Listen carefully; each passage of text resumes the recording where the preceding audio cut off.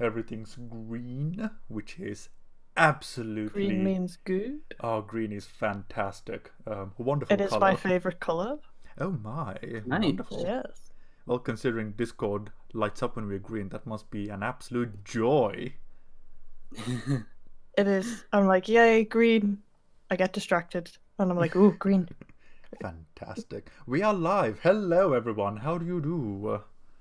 Hello there. Hello to anyone who's watching. Yes, we have a guest today. My good madame, how would you like me to introduce you? Using a pseudonym or by using your human name? I'd say human name, yeah. Well, hello, Ilaria. How do you do? Hello, everyone. I'm good. How are you guys? Pretty good, thanks. Doing good. Getting in the Christmas mood now. Yay. Absolutely. Oh God, Christmas, that's a thing. Yep. Yes. Oh, I forgot about that. Yeah. What a whirlwind of a year that we're here at Christmas already. Oh, yeah. I know. It feels like I'm still getting over March. I thought it was last Same. month that it was New Year's. Oh, right. So, Ilaria, why don't you let the good people know who you are, what you do, and do some promotion for yourself. Do it. Do Hello. it! My name is Ilaria. I am Italian. You might be able to tell by my accent. I met these lovely people at university back in Liverpool. Good times. Yeah. Good And, times indeed. I work as a video editor. You can find some of my stuff online on Instagram at shootingbears_production. Links Nice. are in the description below. Follow all of you heathens.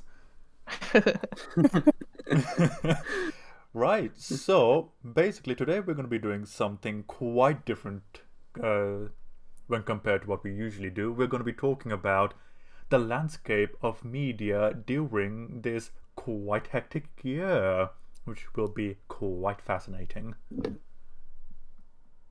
Oh, definitely. Right, so before we get on with the heavy issues, what have you guys watched this week? Illuminate me, good ones. Who wants to go first? Flip a coin. I'm kidding. Ilaria, you're a guest. What have you watched? Okay, so many things, because I tend to watch a lot of things. Like before starting working in the morning, I like to watch something just to get into the mood. Well, I have my weekly appointment with Grey's Anatomy. Oh, The yeah, I've Mandal- been watching that too. Yeah. With The Mandalorian. Yesterday night I watched the Netflix musical The Prom. Oh, cool. What did you think of it?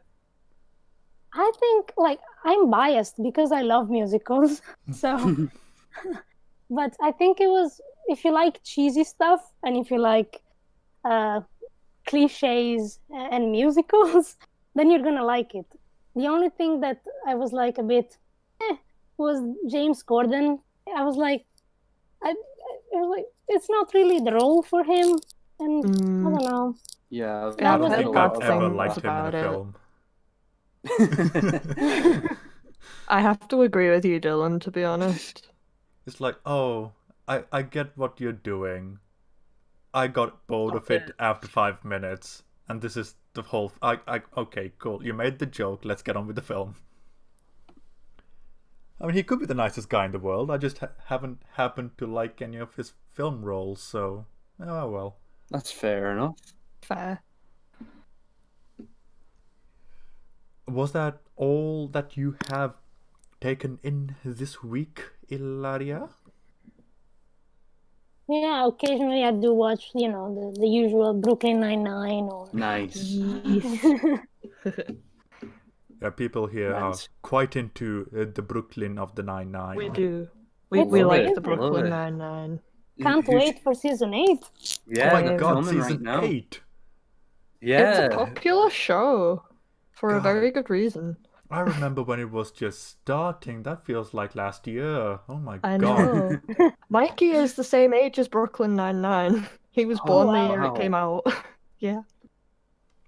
Now I feel old. My mind's just kind of temporarily blown at that. Jeez. I think we all have those moments where we're just like, Yeah. wait, what? It's been Yep. how long since then? Like, Yeah. like it's crazy to think that on New Year's Day it'll have been 11 years since David Tennant left Doctor Who. Like in my Yeah. mind, Oh. that does not Just compute. no. So it's pretty weird when you think of time in that way based on shows. Yeah, it's mad. Yeah, I mean, like Grey's Anatomy, it's on its 17th season. That's I a lot. know. Wow, That show will crazy. never end. But that's been going Wow. since like what, 2005? Yeah, something like that. It's crazy and amazing at the same time that they can keep know. going like that. Yeah. Absolutely, I feel the same way about It's Always Sunny in Philadelphia. That's had 14 seasons and they've just been confirmed to go up to season 18, I think. Well, Oh, Like wow. they've just got another 4 seasons confirmed. Wow. insane. It is. Gotta love that Danny DeVito though. Yeah. The one and only Wolverine. Absolutely. Absolutely. Right, well, that sounds quite exciting. So, who would like to go next? Amy. I'll go next, since David's just nominated me. How dare you, David? Putting pressure like that. It's fine. Yeah, I've been watching the recent episodes of Grey's Anatomy as well, which surprisingly does tackle COVID, so I may just wait to speak about that a bit later on. Oh, The most recent episode anyway definitely tackles it in a big way. Yeah, did, But, did you watch the one that went on, what was it, Thursday night? Did you watch that one? Yeah, that's the one I watched. I cried so much. I know, it's so sad. Yeah. But you know, that's what it's famous for. If you want a good cry, you put Grey's Anatomy on because Exactly. you'll find an episode that makes you cry. Yeah, there's so many. I know. Like I started rewatching it from the start again and I like completely forgot about certain things and they just made me cry all over again and I was just like, this is just my crying show. If I need to cry, it's Grey's Anatomy time. I'm new to it. I started it like recently, like a couple of months ago, so I'm very new to it. Well, Yeah, I only started watching it from like last year, but I went back and watched them all because they're all on Amazon Prime. So like the first season right through to season 17. Yeah. it's So I right started there watching at them my again. fingertips, just waiting for me to start. I reckon David will be done with it in about 2 weeks, maybe 3 tops. What makes Yeah. you say that, Dylan? I don't know, like It is one of those shows that you can just put on in the background and just like you can either tune in or just like leave it there for background noise, which is what I do quite a lot. I didn't blow through Supernatural in like a month or two. oh, Um, that is just Yeah. ridiculous. I can't do that. 327 episodes. That's too many. I Oh, believe. I also watched Agretzko. I started watching it from season 1 again. I also have my Agretzko t-shirt on today. Woo! Nice. What more could you ask for in Nice. life? Yeah. Wait, did season 3 It's come out? Because it said new Season 3 is episodes. Yeah, season 3 is out. I've just started watching it from the beginning again because I couldn't remember what happened. Oh, well, you know what I'm going to be watching next week. Yeah. I love Oh, Agretzko. also, I watched the trailer for the Cobra Kai. I am so excited. Yes, Amy. This is the Yes, second time I'm Amy. talking about it online because I brought it up when we were playing Among Us on Thursday, and everyone was like, "Please shut up about Cobra Kai," and I was like, "No, It's I will so never shut good. up about Cobra Kai." It's so good. It's so good. Is it a The good trailer show? looks really good. Yeah, I really enjoy it. Yeah, I like it. I'm gonna try it. I wasn't sure because I'm a big fan of the Karate Kid, so I was like, Then you'll definitely like it because it does Okay, a lot of good. it does a lot of callbacks and a lot of references, and it's basically a continuation of the Karate Kid series, to be honest. I was afraid it was Absolutely. gonna ruin it or something like that. No. It's interesting to see a different perspective on the tale, and there's Yeah. a lot of callbacks, but there's also a lot of expansion, which I really like about the show. Yeah. Good to know. Yeah, But it looks so definitely. good. It really does. I'm so excited. Same. And that's about all I watched today. Oh, and then I started watching Mandalorian, but we're going to be talking about that next week. So, yeah, all you need to know is I like it so far. Nice. And that goes to you now, David. Okay, cool. So I've pretty much been continuing to watch Orphan Black so far. I've actually been taking it slowly, which is quite different for me. But Who yeah, are I you and want what have you to. done with David? I don't know, dude. I don't know. Close. Hey, I get that reference. I understood that reference.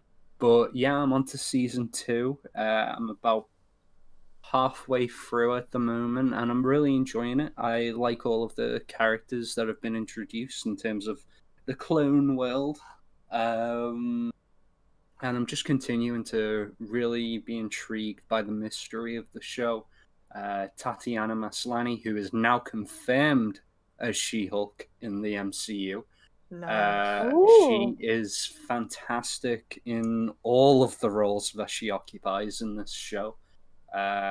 Felix, her brother, is hilarious, and the relationship between Sarah and her daughter Kira, it's so nice. It's so nice, and I'm really looking forward to watching the rest of the show. I have been watching The Office here and there because it's just one of those shows that I really enjoy.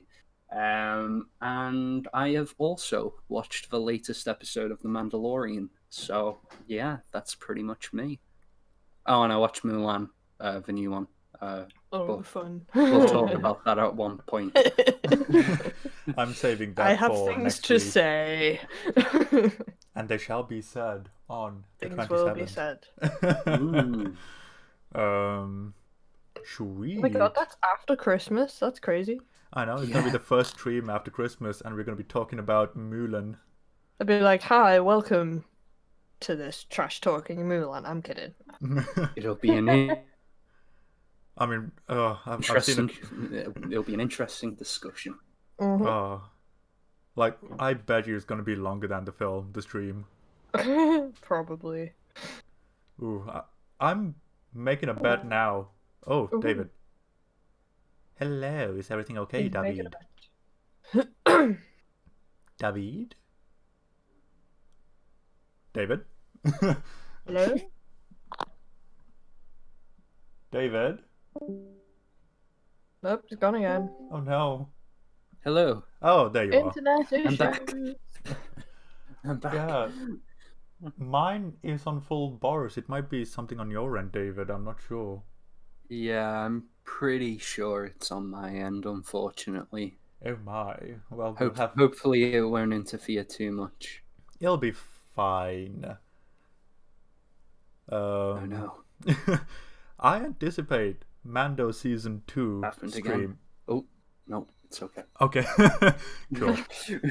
Yeah, I was just gonna say, I anticipate Mando Season 2 stream is gonna be just as, if not maybe longer than the actual show itself. I have a lot to say about that show. Will we talk about Season 1 and 2, or just Season 2? I'm guessing things from Season 1 will come up naturally because there are related things to it, so... True. Okay. It could be like Season 1 and 2 kind of thing going on, but primarily Season 2 is what I'm thinking, at least. But Okay. as far as things that I have watched the past week, started Haikyuu all from the start again. Ooh. Up to the Ahsoka Tano. Oh no, David. You said hack you and he just ran. He ran away. No, volleyball scares me. But yeah, and then I got all the way up to the Ahsoka Tano episode in Mandalorian, and then watched Violet Evergarden episode 1 again, and then just cried for 20 minutes. So yeah, that's about it. Very cool.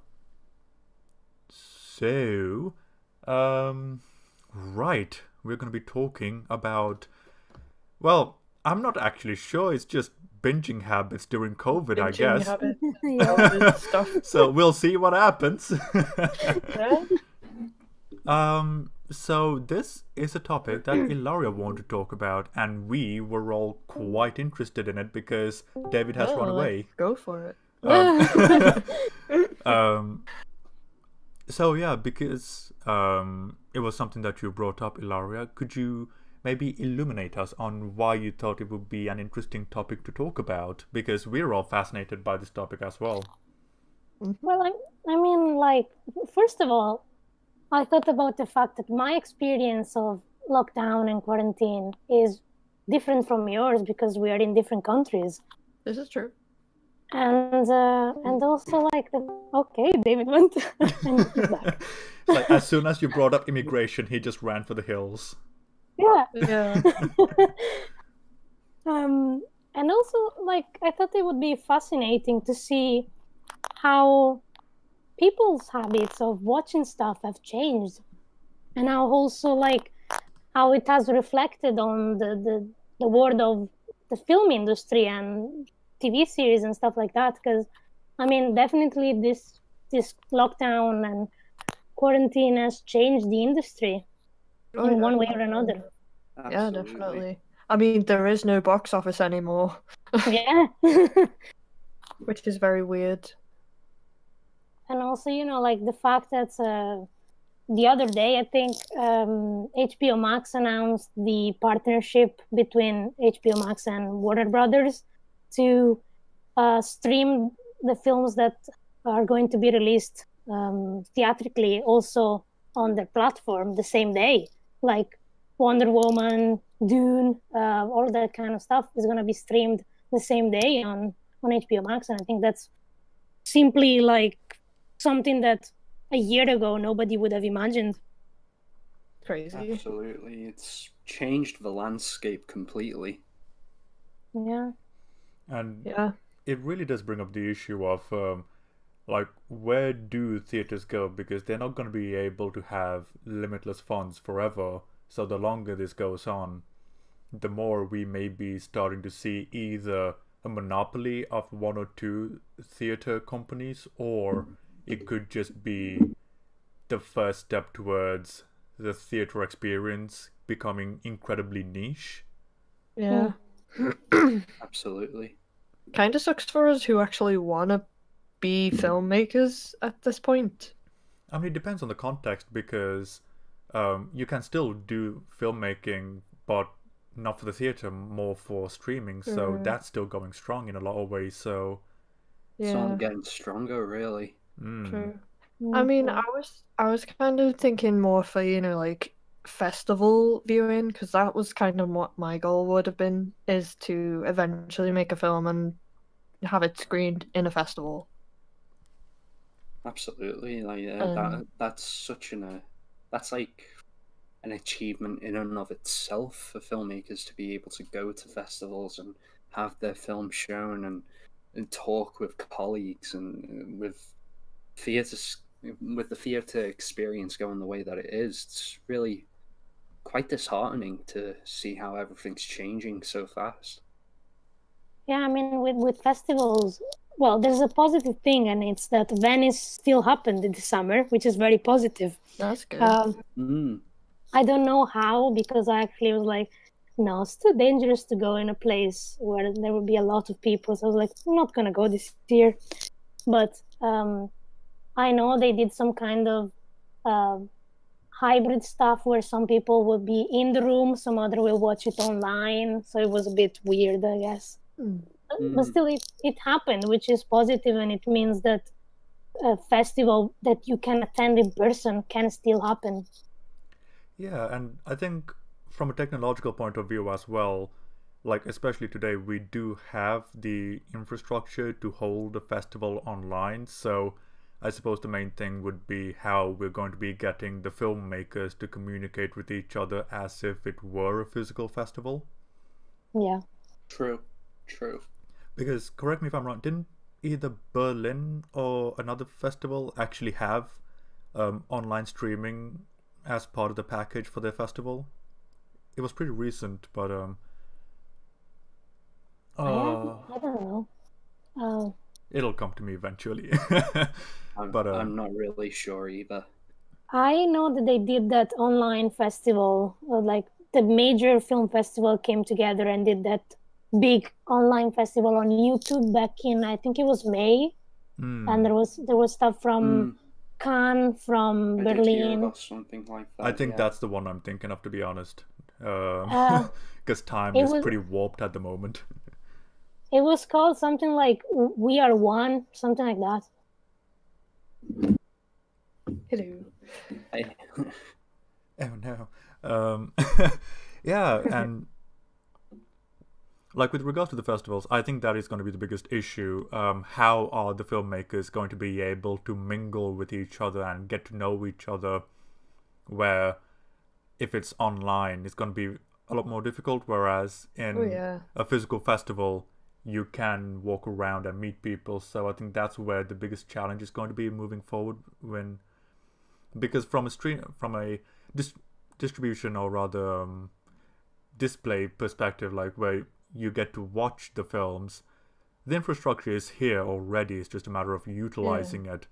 It's the connection aspect of it that's going to be hit the most. Yeah, definitely. Yeah. So, I mean, oh yes. I was gonna say, I mean, that's why I'm glad I started doing, like, even though it's a basic film course and it's all stuff I already knew, like, I'm really glad I did that, because that's given me a chance to meet other people who are aspiring to be filmmakers but don't necessarily know as much as me. So you that's want been to kind of own helpful. them? No, not really, because there are a couple of other people that do know what they're doing. Like, one guy had very clearly been using a tripod a lot longer than me, because I still struggle with tripods, but he just set it up in like 5 seconds and everybody was like, "How did you do that, you magician?" Sweet. That's really cool though, especially considering the fact that it is a course that you're taking during COVID and quarantine and stuff like that. So understandably, the methodology is going to be different from there as well. Whereas, like, do you consider this course to be differently executed compared to when we were in uni? It's definitely different. It's more focused on working as a professional in like freelance terms, because this is like a company put together by 3 women, and they work with different crews every film. Like, they're never working with the same people, and they kind of, sort of sharing industry tips with us, like how to go about, financing films, how to go about like making a portfolio. It's definitely more like career orientated, as opposed to obviously uni's more like focused on the skills and the theory. Good, that's interesting. So yeah, it's really good. It's also free, which is extremely good. Wonderful. And Ilaria, considering the fact that you are in a different country to us, like, how are you finding it with regards to finding the work in the entertainment field? Well, the thing is, yes, I'm in Italy, but I work mainly with British people. Oh, lovely.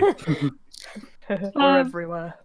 Yeah, I mean, so I have my usual clients that have been that are with me since like almost 2 years now. But then other stuff, I just look online and see on Facebook groups, on specialized websites like People Per Hour, that kind of stuff.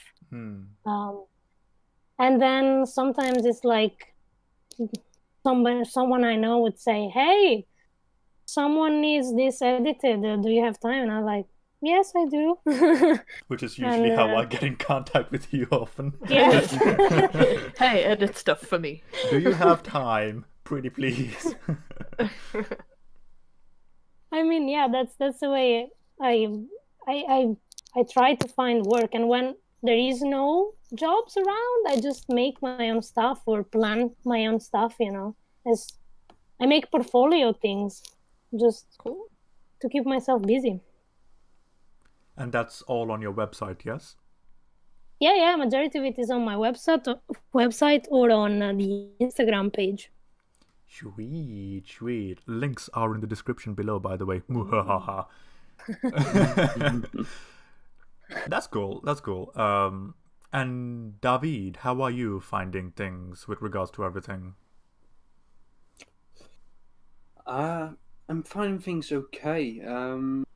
Really, I've been doing university work mostly, but when it comes to like streaming, I found it oddly comforting in this weird moment in time that we can watch stuff, and I think that it reflects how the industry is becoming more streaming friendly, in that there's so much to watch now, and with everyone being in lockdown, it's become so easier to just tune in to watch something, and you kind of get absorbed by it because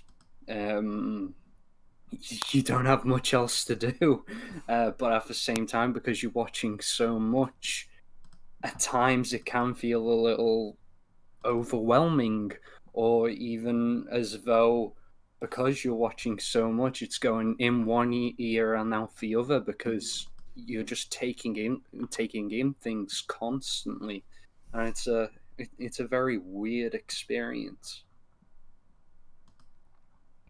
Fair enough. Yeah. Absolutely. Like, I mean, I think the watching habits have definitely been affected as well, which you brought up, David, because like people are definitely watching more stuff.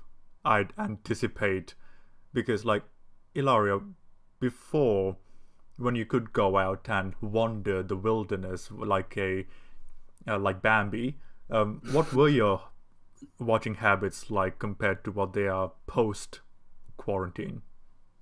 Well, I've always watched a lot of stuff, especially like comfort shows. But when after quarantine, like during quarantine especially, I started binge watching more, because especially like in those periods where everything was closed and events weren't happening, so there weren't many videos to edit. I was like, okay, I'm just gonna watch this, and I would like binge entire seasons in like days. And still now, I mean, like for example, with Grey's Anatomy, I started like what 3 months ago, and I binge watched more than 360 episodes, and I was like, okay. It's a big show. Yeah. It's very bingeable though. Yeah, it is. That's the thing, because once you get invested in the characters, you're like, I want to know more, and you keep watching. Yeah.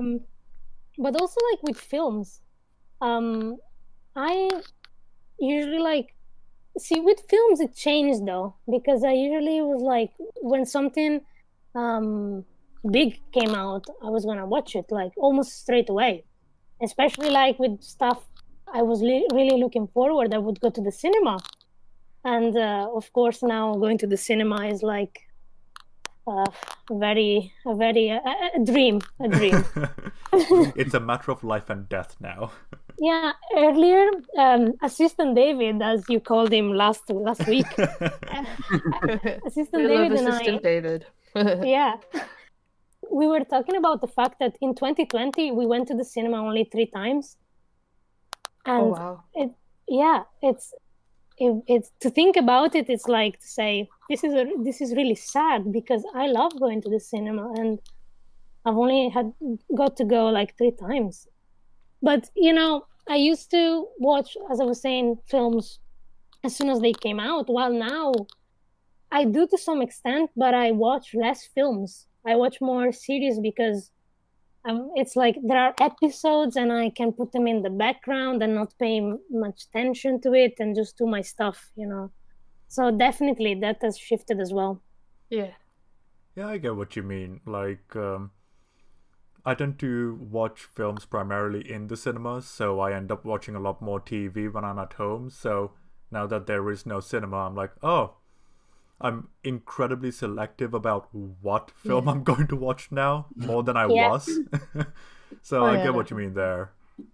Also, we can't go and watch anime films in the cinema anymore, and I'm sad. Oh my god, like what an experience. Because that was fun. Watching Konosuba was just Oh yeah, that was yes. great.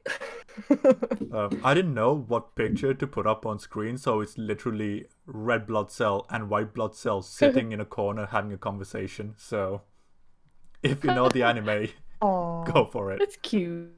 Fair enough. So yeah, it's weird because like for example, like I've never really been too into TV shows in a weird way, like live action rather. But after COVID, I've been like, I think, caught up with The Boys, did both the Haunting series, and like, Yeah. I've watched more live action series this year compared to any other, and I'm like, well, that's really interesting.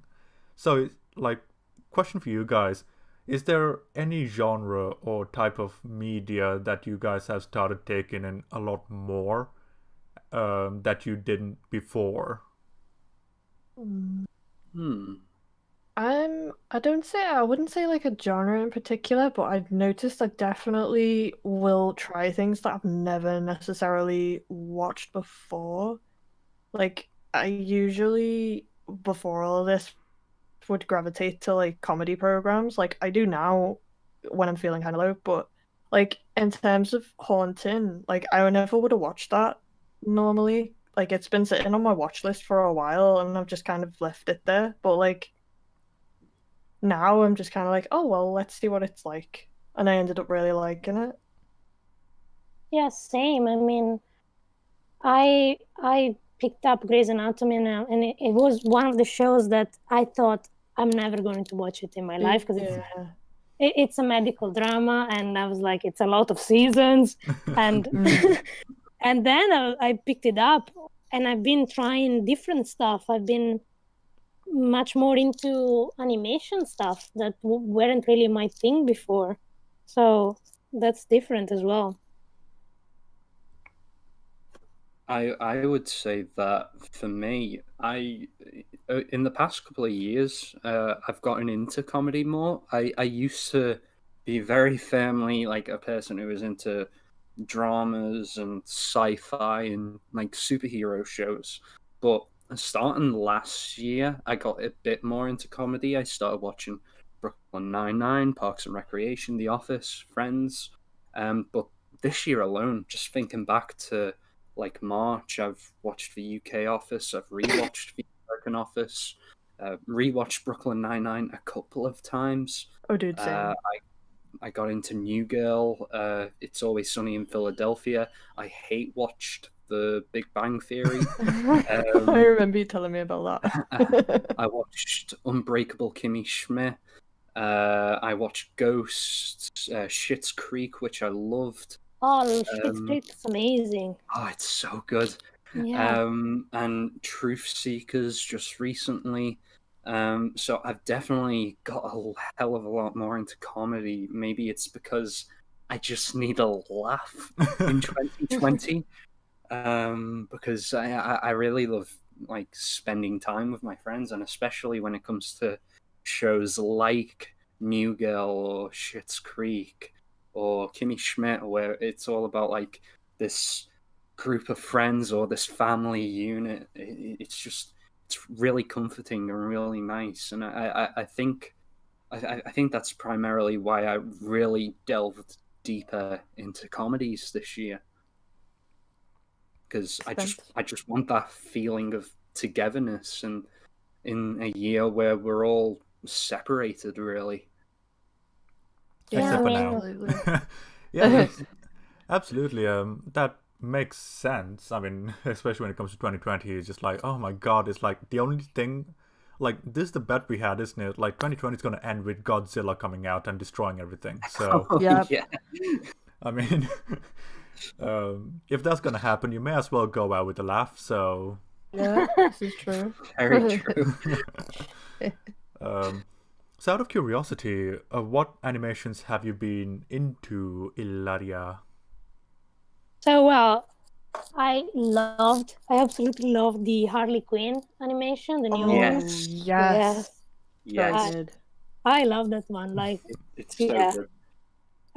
then I've been watching Kipo on Netflix, which I thought is really good. Then I'm currently watching Shira, still on Netflix. Oh, cool. Yeah, I've heard of that. Like, I keep meaning to watch that. Is it any good? It is good. I like it. It's fun. It's light. I like it. It's fun. What else? Yeah, those are the ones that come to mind. Sweet. Yeah. Then I've been watching like all the since Disney Plus arrived in Italy. I've been watching all the old Disney little shorts and all that kind of stuff, which is pretty cool. Ooh, okay. So what's your favorite Disney short? Ooh, okay. Question. That's the question. Well, I have a sweet spot for The Incredibles. So there's a short film about Jack that makes me laugh Oh, yeah, I every remember time. that one. That's like one I will watch over and over because I'm like, I just want to laugh. I'm gonna watch Jack. But then others, Good choice. yeah, I really enjoyed. I think it's called Bao. Oh yeah, Yeah. wow. Yeah, Oh, that made that me was lovely. cry. yeah, it's very sweet. That's so cute. I was Yeah. thinking, what mental trauma did this woman have to go to I imagine that the sun is a chao su bun? I know, right? Yeah, well, Poor lady. It's like, what person tried to eat this kid when he was young? My goodness. Yeah, that was a really cool Also- short. yeah. Also, I don't know if you guys have seen them, but there's this cool series on Disney Plus called Zanimation, which highlights the sound design and the VFX of famous Disney animations, like films like, I don't know, there's Frozen, there's Aladdin, there's all of that. And it takes away like dialogue and the music, and it just focuses on the sound design and the VFX, and it's just so beautiful to watch. And That I'm sounds so mesmerized cool. every time. It's called Zen Animation or Zenimation. Cool. I will have to watch that because like sound design is something I've definitely started getting more into lately. Yeah, it's so good. I definitely recommend it. I'll have to check that out. Definitely. Sweet. Sounds really cool. Yeah. Well, that is yet another thing on the watch list. Yeah. Absolutely. So what are your guys' favorite Disney shorter? Oh, I have one. Oh. I remember watching it before watching Bugs Life when I was a kid, and it's this little old guy playing chess, and I absolutely love it. It's so cute. I can't remember what it's called though. Neither can I. Yeah. It's a very old one. And David? I'm stuck now. I'm stuck now. How could you? I know, right? Bow is definitely on my list as well. I thought that was really lovely. I'm trying to think back to them all. Just going on Disney Plus now to just Oh start my. to, David's jog taking my this memory. seriously. I really am. Shorts collection. Okay. I can just imagine the title card just coming up like in the SpongeBob, you know, and it's like 10 hours later. Literally. I quite enjoyed Riley's first date. Oh, Oh, yeah. yeah. I remember in that. the Yeah. Inside Out short. I thought that was a lot of fun. And there's also the Auntie Edna short. From Yeah, The that's- Incredibles 2. That's the one I was talking about. I couldn't remember the name. Oh, nice. Just going through them now to try to remember. My favorite one is about the kid playing games and the mother brings home a dog, and then it's like, oh, why'd you bring a dog? I want a game. And then they find out that the dog and the kid are both disabled, and they go out to play catch. Oh, Oh, that's so cute. Oh, also, Assistant David has just informed me that the short I was thinking of is called Gary's Game. Oh my So god! thank you, Assistant David. nice.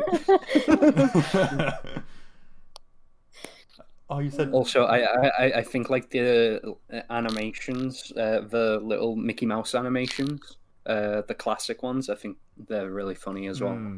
Yeah. I can't point one out to be specific, but I remember really liking them growing up. Sweet. Oh, got a nice diverse group of shorts going on.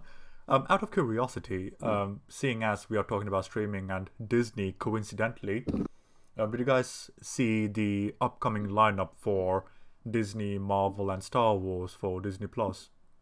It's a big lineup. Oh, it is daunting. It is a big lineup. Is it weird that out of everything, I'm interested in like 2 or 3 things? Like, it is mental the sheer amount of things that are coming out. Like 10 Absolutely. on just Star Wars itself, and I'm like, my goodness, like, I don't know if anyone's going to be able to watch all of these without making it their full-time career. I mean, isn't it with all streaming services now? Like, there's so much content. Absolutely. Yeah. Yeah. It does get very overwhelming. Like, I feel like that's why I end up rewatching Brooklyn Nine-Nine, because I'm like, I'm having a bad day, but this all looks new and daunting, so I'm gonna go and put my comfort show on. I completely get what you mean there. I think that's part of the reason why I watch less films, because there are so many that I can't choose one. Yeah. Yeah, I suppose. And if you find one good TV show that you like, well, that's you set for the next month. So, depending on how long it is, of course. But are any of you guys interested in something from the Disney lot coming at the moment? I'm having a look now because I didn't actually see the announcement. Well, I'm excited for WandaVision. Yeah, that's one of the few things I'm interested in as well. There's a Loki show coming as well, isn't there? I'm excited because, I mean, Loki is one of my favorite characters. I thought the trailer for that was really interesting. I haven't seen the trailer yet. No, I haven't seen the trailer. Like, it's weird. My dad did send me the trailer, but I just didn't watch it yet. I actually think all the trailers that they've shown look really interesting. I think the one that I'm most looking forward to out of the bunch is, weirdly enough, the most streamlined of the bunch, and that's the Falcon and the Winter Soldier. The rest of them, like WandaVision and Loki and What If, they all look to be going in such diverse, multi-dimensional type of shows. They seem a bit wacky in a good way, but I love Captain America: The Winter Soldier, and this seems very much in line with the tone of that film. So I'm really looking forward to Falcon and the Winter Soldier, but I'm excited for them all of the Marvel shows. Cool. Is there a new Alien series coming out? What? Literally, yeah, they're doing a new Alien TV show for Disney Plus, which is, I don't know how to feel about that. Oh, I'm very, yeah, I have mixed feelings about this. You wouldn't necessarily put Disney and Alien together, would you? I mean, to be fair, the Alien Queen is now officially a Disney princess, but you know. Very true. Yeah, it's like at this point, because of the sheer amount of stuff I say sheer amount, but the amount of times they've tried Alien since Aliens and it's not landed, I'm like, well, give it a go, I guess, but you know, I'm not holding my breath. Yeah. Another Fantastic Four movie. Yeah, I was like, go on, sorry. Sorry, I was gonna say, I feel like they should maybe just leave Fantastic Four alone at the moment. Like the past the last time they attempted it, it didn't go very well. I mean, Yeah, I was that's. about to say the same thing. I'm actually interested to see what they would do at Fantastic Four because rather than them redoing something that was already great, this is them trying to redo something that was never great. So I'm like, That's how I fair. feel. I'm kind of interested to see what Disney would do with Fantastic Four. Hopefully, it's good. I mean, four times the Fantastic charm. Four. I mean, give it a go, but I'm like not holding my breath. Absolutely. Fantastic Four is the thing that I have always wanted to see done right. You know, the Marvel's first family, and the fact that they've been done wrong so many times, it's quite sad, really. Yeah. So now the Fantastic Four are back home with Marvel. I think it will be really interesting to see exactly what they'll actually do with the project, especially now it's in the MCU. Like, I miss the days where everything wasn't connected. Like, I'd love to see a great standalone Fantastic Four movie, but the reality that we're in, that's not what we're gonna get. So I'm accepting the MCU's version because I quite enjoy the MCU as it is. But you know, would have been nice to have a great standalone Fantastic Four movie at some point. But I'm really looking forward to seeing what they do at Marvel.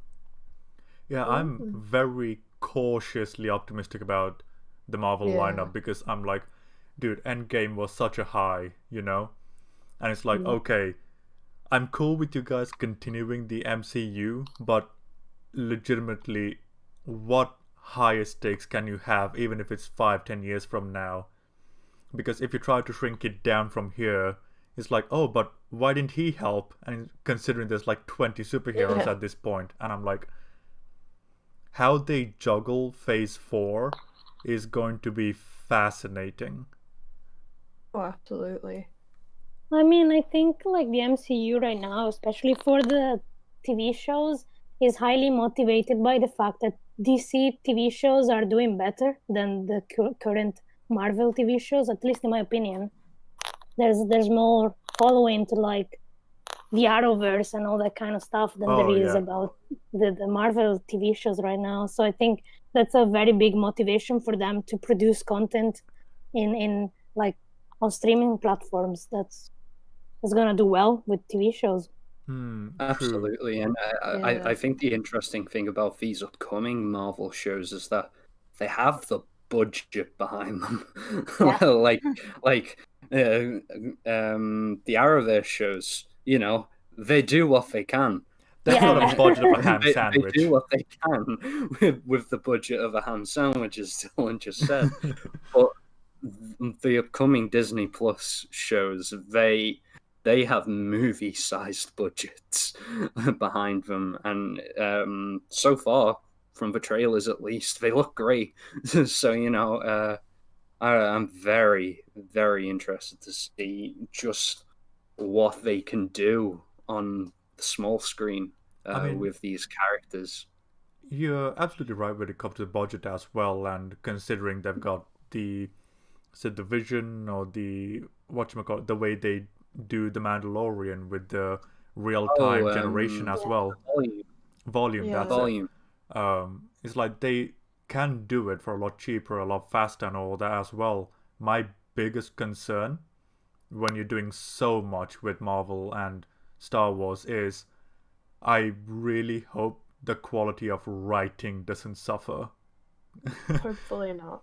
Yeah. Because, like, you can crunch out a $200 million looking show, but if the writing's terrible, it doesn't matter how glossy it looks. So, Yeah. You can make it look pretty, but if the writing's bad, then it's just kind of not. we're just gonna get another Not great. Tross. Rise of Skywalker all over again. I mean, have you heard about the fact that they're gonna do an Obi-Wan Kenobi hmm TV show? What do you guys think? I'm quite interested because it's Ewan McGregor coming back, and we've got Hayden Christensen coming back as well. So that's one of the 3 shows from the new Disney that I'm interested in to see what they will do. Yeah, That's pretty same cool here. that they're And coming back. And you've got Deborah Chow directing the entire series, and I thought she did a great job on The Mandalorian, and she's also got a bunch of other television shows behind her back as well. She's a really accomplished director, so I'm interested,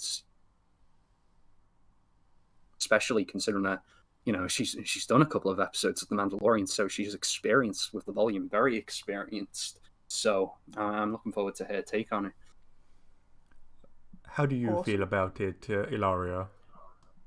I am conflicted, to be honest, because on the one hand I'm like, yeah, nice, more Star Wars content. On the other hand, I'm like, oh wait, there's gonna be so much Star Wars content that I I'm know. afraid somewhere there the quality will drop. That's what I'm afraid of. I know that's a good point. my big issue as well, because not only is so much like 10 new Star Wars related stuff, it's like I'm so worried that, considering they're all going to be first seasons coming out at various points, that to crunch it all out they might sacrifice writing again like they did with the films.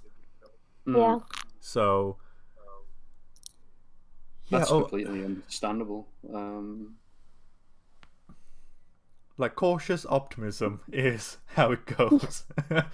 Like, I mean, absolutely. Personally, I think the only Disney Star Wars thing I've enjoyed from a quality perspective is probably the second half of Rogue One, because I have massive issues with every other Star Wars related thing that they've put out. So cautious optimism is always the way I'm going at it at this point. That's fair. I think the interesting thing is that it's not just all coming from one filmmaker or one select mind. Like, of course, with the Disney trilogy, there was a lot of changing hands. With J.J. Abrams, Rian Johnson, Colin Trevorrow threw his hat in the ring at one point. J.J. came back. And there's been a lot of that. But it's my hope with the new projects is that they've kind of seen the error of their ways, and that with the shows themselves, at least, that they'll have one creative vision moving forward.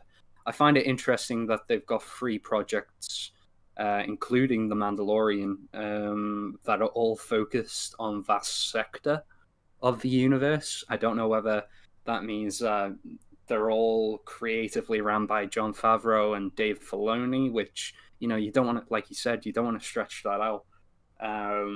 But I think that it's very interesting. Hopefully they can pull it off. But like you said, cautious optimism. Yeah. I mean, like, and it's not even just the Star Wars thing, because God damn it, Lucasfilm is also doing that Willow show and the Indiana Jones thing and something called Children of Blood and Bone, which just sounds like, a really bad mid-2000s martial arts film, which... In fact, there is a film called Blood and Bone, and Michael Jai White is in it, so, hey... it was perfectly average, but the fighting's good. But, yeah, it's just... I think what's really taken me by surprise was the sheer volume of things that are coming out as opposed to what is coming out. And it's coming out as well. So, I mean, if it was like, Mandalorian, a Kenobi thing, and, I don't know, Willow, I'd be like, okay, that's 3, that's manageable, but it's like, this is 14 new shows that Lucasfilm is doing simultaneously, and I'm like, oh, jeez. It's a lot. And then you've also got Patty Jenkins' Rogue Squadron, which, very know excited what that about is. That. Me neither. It's like the X-wing fighters. Okay, but then what's Rangers of the New Republic? I thought that was going to be related. Like, I don't even know what each of these are about, because it's like the Cassian Andor show, pretty self-explanatory, but then there's a droid show, which is like, okay, what is it? Is that going to be like C-3PO's misadventures? And then you got the Bad Batch, which is like, okay, what's that going to be about? Is that like bounty hunter related? Like, It is so much. Like, I mean, legit. that's a Clone Wars spin-off. Oh, is it? Okay. Yeah. Well, I was well off. Then there's a 4-part arc in the Clone Wars final season. It wasn't particularly my favorite of the arcs in the Clone Wars, but you know they've got their own show. Hopefully, it'll be good. Oh, jeez. I think that's also another thing I'm not a big fan of, where it's so interconnected, where it's like, oh, there are so many references in The Mandalorian if you watch Clone Wars, and then there's me and my family just going, I guess that was something cool. Back to the show. And it's just, I hope they're not that interconnected where you need to do homework on another show so that this show makes sense. Absolutely, yeah. I don't think that should be the case. Like, I think you should be able to dive in with the knowledge that, you know, you can just jump in and enjoy the experience, and maybe you'll get wrapped up and maybe you will find out new things, but I don't think it needs to be a requirement to go out and watch the Clone Wars, but just to understand one particular reference in Yeah. The Mandalorian or Ahsoka. I think that you should be able to go in with open arms and just discover it, and then maybe you will jump in and watch Clone Wars, but I don't think it should be a requirement. Yeah, I agree. Like, I remember they did a really annoying thing with the Kingdom Hearts games, where literally, if you want to know the whole story, you have to play all of the games, and I feel like that's very frustrating because some of the games are stupid, like one-off phone games that no one would want to play. Oh, but So, it's Kingdom Hearts. It doesn't make sense anyway, so. well, no, but the fact But that if if you it- want to get all the lore, you have to buy Hmm. all the games is very shitty, I think.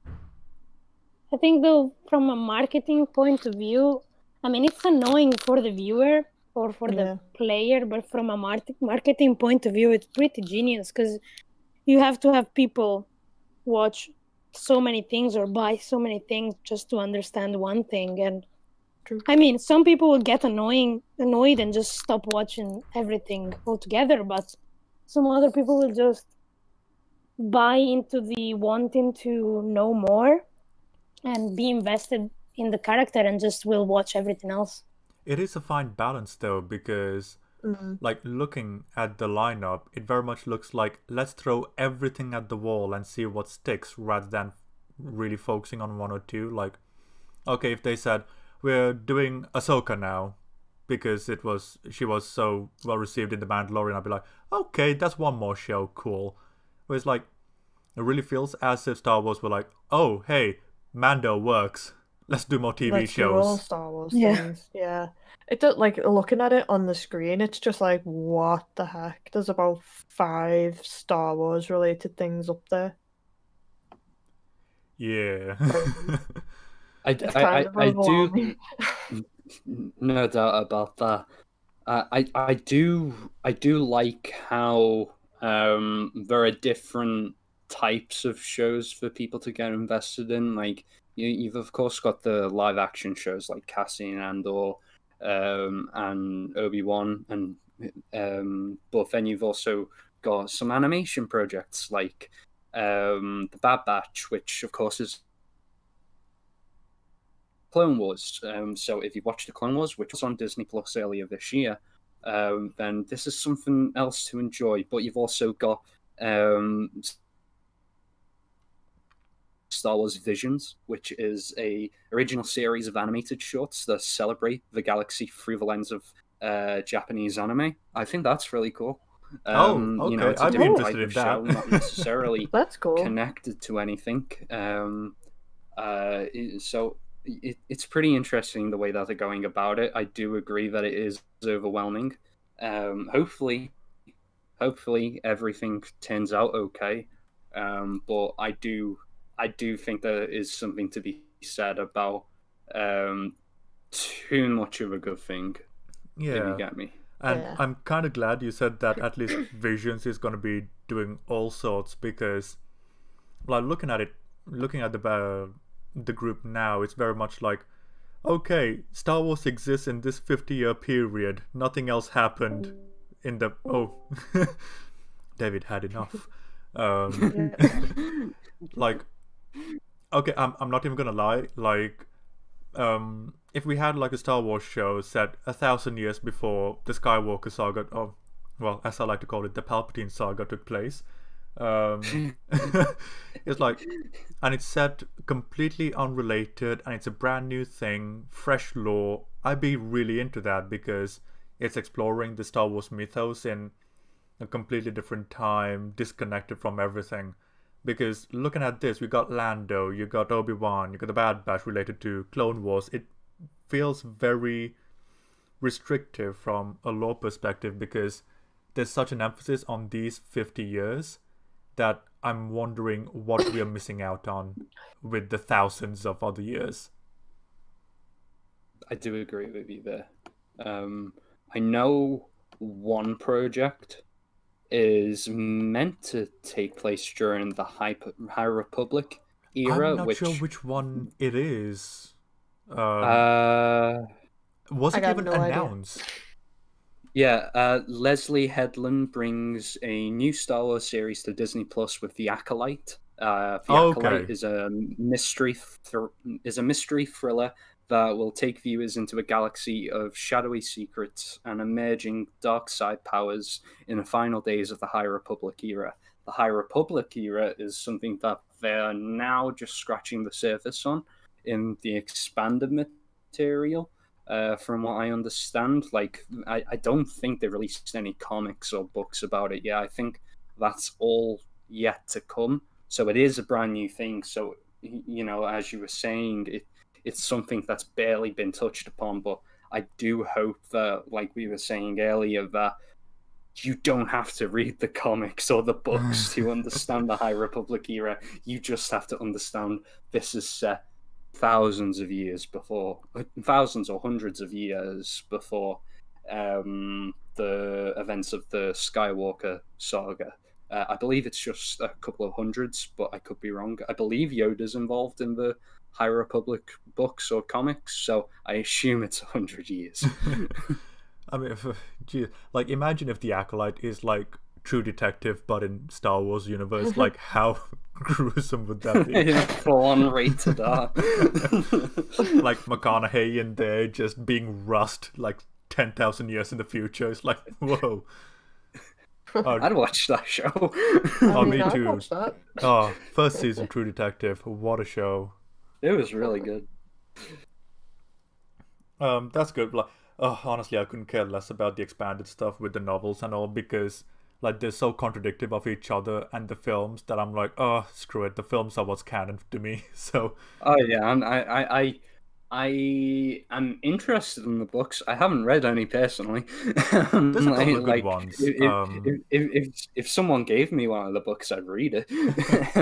Like, but personally, I just tend to stick to the movies and shows. yeah, I mean, like, Lost Stars is pretty neat, and Bloodlines is pretty decent, but beyond that, it's like, okay, it's cool to know that this happened, but I don't consider it canon. It's kind of like really expensive fan fiction, as far as I'm concerned. So they're pretty decent, those two of them.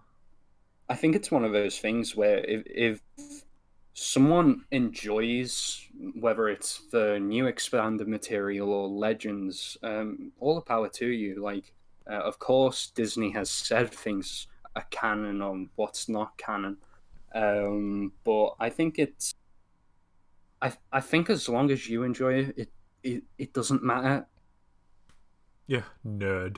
Like, if you enjoy the Legends material, then cool. You've still got that there. You can still read that and enjoy that. And same with the new expanded material. Like, I personally don't read it. But I would read it if I bought one of them. But whether it's canon or not, it's up in the air. If I choose to think that it's canon, then cool. Obviously Disney will say whether it's canon or not, but personally, like, to me, I just tend to stick with the movies and shows. But if I were to read one of the books, then cool. Is that you hinting at what we should get you for Christmas? No. Good, because you're not gonna get it I'm anyway. kidding. So you're gonna get a crisp high five. I'd be happy with that. Sweet. And we're gonna keep going till we get that proper high five. Doesn't matter if our Yep. hands fall off. Nice. Sweet. So kind of went off on a tangent there talking, but it's still related to streaming, I suppose. So I mean, True, yeah. true. Yeah. And it recently came out, so And that's just Disney Plus. I know. Like, there's, Yeah. like other stuff too. There's Amazon Prime, there's Netflix, of Yeah. course, HBO Um, Max. Apple probably not TV. oh, I keep forgetting Apple TV's a thing, you know. Yeah, Yeah, me too. I know it exists. It But like exists. Apple TV, it exists. It's like the little streaming show that could, you know. It's like Yeah. it's adorable. It's like, I mean, oh, there I was Quibi at tried. one point. There was Oh, Quibi no, at one Quibi. point that Oh disappeared. yeah, I was thinking, Oh. what the hell is Kibi? I was like,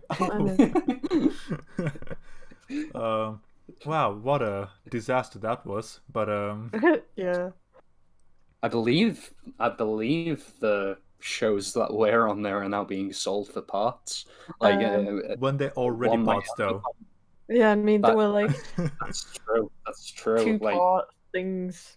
I believe they're gonna be optioned off into other streaming services, from what I've read or heard about. But I could be wrong about that. like they've got to go somewhere. Well, yeah. Yeah, fair enough. But also, like Amy, you brought up HBO Max, and I think with the advent of the Schneider Cut, it really brings up a really interesting issue of what can be possible with regards to streaming services, because like 4 years now I've been like, oh well, Snyder Cut, yeah. I mean, I'm sure one exists, but we're never gonna get it, and now Yeah. because of streaming Yeah. we're getting it. So there's a lot of really weird opportunities that have come up as a result of streaming, and I think that's a really cool thing to think about. Interestingly, I had a thought about the whole Schneider Cut. I'm like, is this now like whenever a bad film's released, are people just gonna be like, well, there's probably a better cut out there? It's like, yeah, but I mean- still make the first cut good. I mean, I think I it's- mean, people want the Ayer cut of Suicide Squad. I mean, I suppose like Don't know if that could even save it, to be I honest. think the Justice League is a very specific case because Zack Snyder was, well, depending on the rumors you believe, and it left or was booted during the editing stage, and there was Yeah. massive Yeah. reshoots. So I think that's a very unique case. Whereas like the Air cut, like I don't think anything can save that thing. But with the Schneider cut, it is such a different story compared to what Yeah. we got that it merits it in a weird way. So it definitely depends on the circumstance. It's a beast of a situation, really. Yeah. Yeah. I just that was just my concern, is like, are people now gonna be like, oh well, there's a better cut out there, and they're kind of gonna give like bad films a pass, and I'm like, I hope that doesn't happen. But if, I mean- as you say, like the situation's different, Yeah, because like for all intents and purposes, like most of the film was reshot and re-edited without Zack Snyder at the helm. So what we got was not even the story that they wrote to begin with.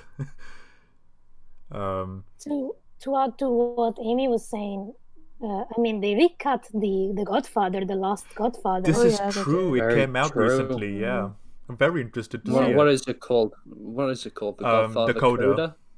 Yeah. Very interested to see that. I mean, like, I don't know, I wouldn't say it's a bad thing to recut things. I just don't want that to be like I don't know how to explain it. I basically just don't want writers to get lazy. I mean, they Yeah, And I already feel like are. that's what's happening a lot. Let's be Well, honest. I feel like they're getting more and more lazy with like, and I'm just like, the fact that you can recut it, it's like, oh well, they'll just recut it anyway. It's like, no, you need to make the good, like, you need to at least strive to make the first version good as well. I Yeah, totally to be the agree, best that it can be. Yeah, absolutely. I mean, like I said, it's a case by case situation. You know, like the Snyder Cut is unique. Even the Godfather 3 is kind of unique as well, because there were certain mandates that were dictated to them, and at least Coppola finally gets to do the cut down version that he originally wanted, as opposed to what was mandated. But if it's kind of like, oh, it's Enola Holmes, this is exactly what we want. Like, oh no, actually no, they celebrate that cut anyway. So what? I love it whenever you bring up that movie. Absolute atrocity of a film. But That's become part of the lore of our podcast. Absolutely. The What We Watch podcast lore. Dylan does not like Enola Holmes. But yeah, it's like writers being lazy. That's been a staple for quite a while. But I'm on the same boat as you, where I hope people just don't go, oh, there's a better cut, we just want that cut. It's like, okay, look, adding 10 minutes to a terrible film isn't going to improve it. Often, at the very least, you know? Like, it'd be cool to see fine it. If it improves, like, fine if it's already good and the extra cut improves it. I'm all for extra cut. It's a bad film, or, like, it's had so many criticisms, and we'll just do a recut. I would hate it if that was the situation. Yeah. Like, if it was a no-win situation for the director, I'd be like, okay, give him a second chance. But if it's a case of, we just kind of crunched it out because we could, then I'd be like, oh, but then why? You didn't care to begin with, you know? Like, if it's a passion project, that's one thing. But if it's just, like, a piece of, oh, we gotta hold on to the rights, so here's a Fantastic Four movie. Go, Josh Trank, save us. It's like, oh, like... That, I'd be fascinated to see what a Josh Trank Fantastic Four would be like, though. Like, what was that original film? But yeah, okay, this is completely unrelated, but have you guys seen Event Horizon? I have not. Oh my god, like, it's not a good film. But it's done by the same guy who did Resident Evil, but just after he did Mortal Kombat, so it was his yes, Banksy, Sam Neill, exactly. It's a sci-fi horror film that he did, and it was like a passion project of his. But it's like the theatrical version, the cut that still exists, is like an hour and a half.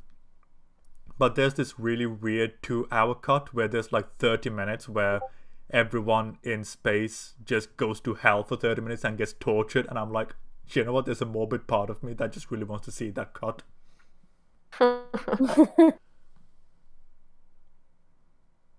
Hoover. David is fighting with a Hoover. Well, not fighting with a Hoover, but the Hoover is the reason he's not talking right now. I can just imagine David just kind of in the background, just having fisticuffs with a Hoover and just going, I'll take yous on! You know, having proper Witcher levels of magic going out of him and fighting monsters, and there's the Hoover just wiggling around like one of those inflatable balloons at a car shop. Or I've got images of him fighting, you know, like the ones that are automatic and they just go across the floor. Just him fighting one another. It's like... Yeah, it's like, an automatic vacuum, and then David's just kind of throwing pebbles at it. Just stay away. Get away from me, you beast of Beelzebub. He's just put in the chat Winter Soldier Highway fight scene between me and the Hoover. I would watch that. Oh, God. And who's going to be Falcon in this scenario, and who's going to be Black Widow? Oh, that's an interesting question. Yeah. Good question. I mean, do I become Falcon by default because our skin tone is similar? I mean, you could if you want to. If you wanted to. I mean, you could be Black Widow as well if you wanted to. To be honest, I'd rather just be the commentator, just going, oh, every so often, like it's a really bad wrestling match. Yeah. You could be like the commentator, like they do on, when they have death battles between like fictional characters. Oh my god! Like, imagine if it was kind of like a horse race commentator, and it's like, oh, when David hits a punch and the vacuum goes back a step, and back we go again with vacuum. That'd be funny. This could be a plot for a short film. Oh yeah, my we God. should make this into a thing. David versus the vacuum cleaner. Like I have a ton of like just random sketches that I want to do, so like that could be one of them. Oh my God, instead of like Evil Dead, it'll be like Evil Vacuum. And then David's like Ash, just with one arm and Just a with a chainsaw on the other hand, vacuum. just kicking the vacuum. I don't know why, but while talking about this, Neil Breen popped into my head. Oh my God. Oh, the one where he's in the desert and trying to hack into the CIA. What was it? Double Yes. something. Mm. Oh my God. Double down, something like that. Yeah. Oh, Assistant David, you know which one I mean. Assistant David is not listening anymore. He messaged me about like 20 Oh. minutes ago. There were 3, and now there are only 2 people watching. And thank you for the 2 people who are watching. Hello. Yes, hello there. Feel free to Hello. say hello in the chat if you want. David says hello as well. And thank you Hello. He says hello and thank you, people. to the nebulous people. Oh my God, Neil Breen, what a national treasure.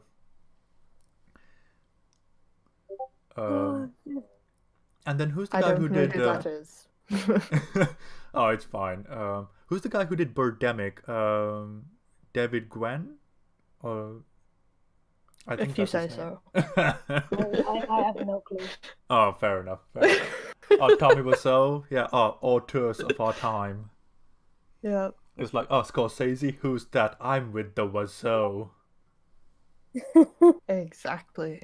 It's like Steven Spielberg. Nah, bro. Neil Breen's the lad. I mean, I'm just on Neil Breen's Twitter right now because I was wondering, did he make a quarantine film? It wouldn't surprise me. And apparently he released a retrospective of his 5 films. Oh, Ooh, I'm very interested in that. that would be interesting. Oh my God, There's just a 9 minutes trailer of it. oh jeez. Genuinely, like I wouldn't mind diving into the mind of Neil Breen and seeing how he thinks. Like that would be such a fascinating mind to go into. Yeah. Like I'm very confused there because an actor called Neil Green is Neil Breen, Oh, and it kept trying to give me Neil Green, and I'm like, no, I'm trying to. This person is. Stop it, Google. oh. What a legend. That's all I have to say. So yeah. We were talking about streaming and stuff like that, weren't we? Yeah. yeah. Oh my Being God. Neil Breen. Written by Charlie Kaufman. Yeah. Jeez. But yeah, like with regards to stuff on Netflix, to go off on another tangent rather, is there anything that you guys saw on Netflix recently that you guys were like, that was good? Cobra Kai Fair. and Hill House, yeah. David's mean, answer was better than mine. Things that we didn't discuss on stream rather. Okay, things we haven't discussed. I mean, Well, you can I've even say seen- something bad. I've seen Cheer like last week. Oh, yeah, I keep I meaning binge watched it in an afternoon. Wait, Um, cheers or cheer? wait, Cheer. what is it called? Is it Cheer? Is it think one it's about Cheer. cheerleaders? Yeah, Oh, the one about okay. cheerleaders. Yeah. Yeah. I was thinking of Cheers, the one where they're all in a pub having a conversation. Oh no. No. But also a very good show. Oh, I love Cheers. If anyone likes Ted Danson, you should watch Cheers because he's very good in that. Yeah, I'll put it down in my watch list then. Have Yeah. you seen The Good Place? The Good Place? Yeah. Yeah, I love that show. If you go back and watch Cheers and then you watch The Good Place again, you're like, oh, they did a reference, and it makes me Okay. happy. Oh my, I guess I have to watch The Good Place now, considering everyone else has watched it. Oh no. Also, another good show that's on Netflix is Pose. I love that show. Pose. Oh, Pose is so good. Yeah. Great TV show. Oh, What else? David is calling for the Chief Show or the Chef Show. The Chef Show. Oh, that one. I tell you one that I watched that I didn't like. Okay. That was Ratched. I don't know what they were trying to do with that show, but it just seems like a reject version of American Horror Story, and it doesn't seem like it has anything to do with, Ratched from One Flew Over the Cuckoo's Nest. I was like, I feel like that one they didn't really know what to do with the character. Yes, David, the one with Sarah Paulson. Yeah, that's the one. Every time I think Ratchet, I think of Ratchet and Clank, and that makes me smile. So Well, that's good. At least it made you smile. I watched it and I was like, well, that's like a bunch of time I'm not gonna get back. I saw it on Netflix and I was like, oh, I'm not gonna watch that. Thank you very much. Well, So I yeah. watched another bad show in Blood of Zeus instead, and I was like, oh well, at least it was only 8 episodes. So far, Oh, though, that's the only thing on Netflix that I genuinely didn't enjoy. So I far. oh yes. I put Ratched on my to watch list, and then I was like, I'm gonna watch a bit. Oh, sex education's good. Sorry, I didn't mean to Yeah. interrupt there. No, it's a right comment. I agree with that comment. Ilaria approves no. of you, David. Yes, I do. No, I mean, I put Ratched on my to watch list, and then I waited, and I started reading the reviews, and I was like, yeah, I'm not gonna watch it. Oh, I watched another really good show by Ryan Murphy. What's it called? Hollywood. Oh, I've seen 2 episodes of that. I I enjoyed it. enjoyed it. Yeah, it was good. I It didn't also finish it has yet. Sheldon in it. Yes. You got how it's really cool how Hollywood the show manages to capture so much of what Hollywood the place was at the time. You get to see the rise of guys like Rock Hudson and stuff like that. So Yeah. Hollywood, VV good, even though I haven't very- finished it yet. Yeah, I was disappointed with the end. I won't go into detail in case you want to finish it, but like the end. Yeah, I haven't watched it, so Okay, well, yeah. Ooh, interesting. Because Tom is the one who recommended to me, and I was like, "Ooh, Tom, you recommended a good show. Well done." And It is a good show. I just feel like the ending it has issues, but I will that'll be like interesting. when you've watched it, I will tell you more about my Okay. issues with it.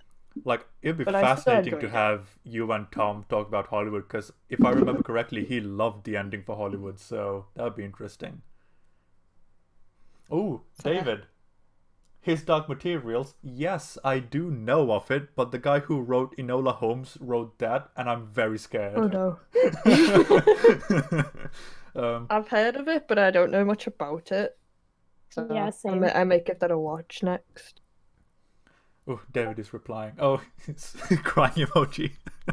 Like, don't get me wrong, like, it's weird because Enola Holmes, the guy who wrote it, also wrote This Is England, all of it. And I'm like, how Oh, the that's- hell do you go from that's This Is Really England? good. Yeah, it's like, how do you go from This Is England, His Dark Materials, to that?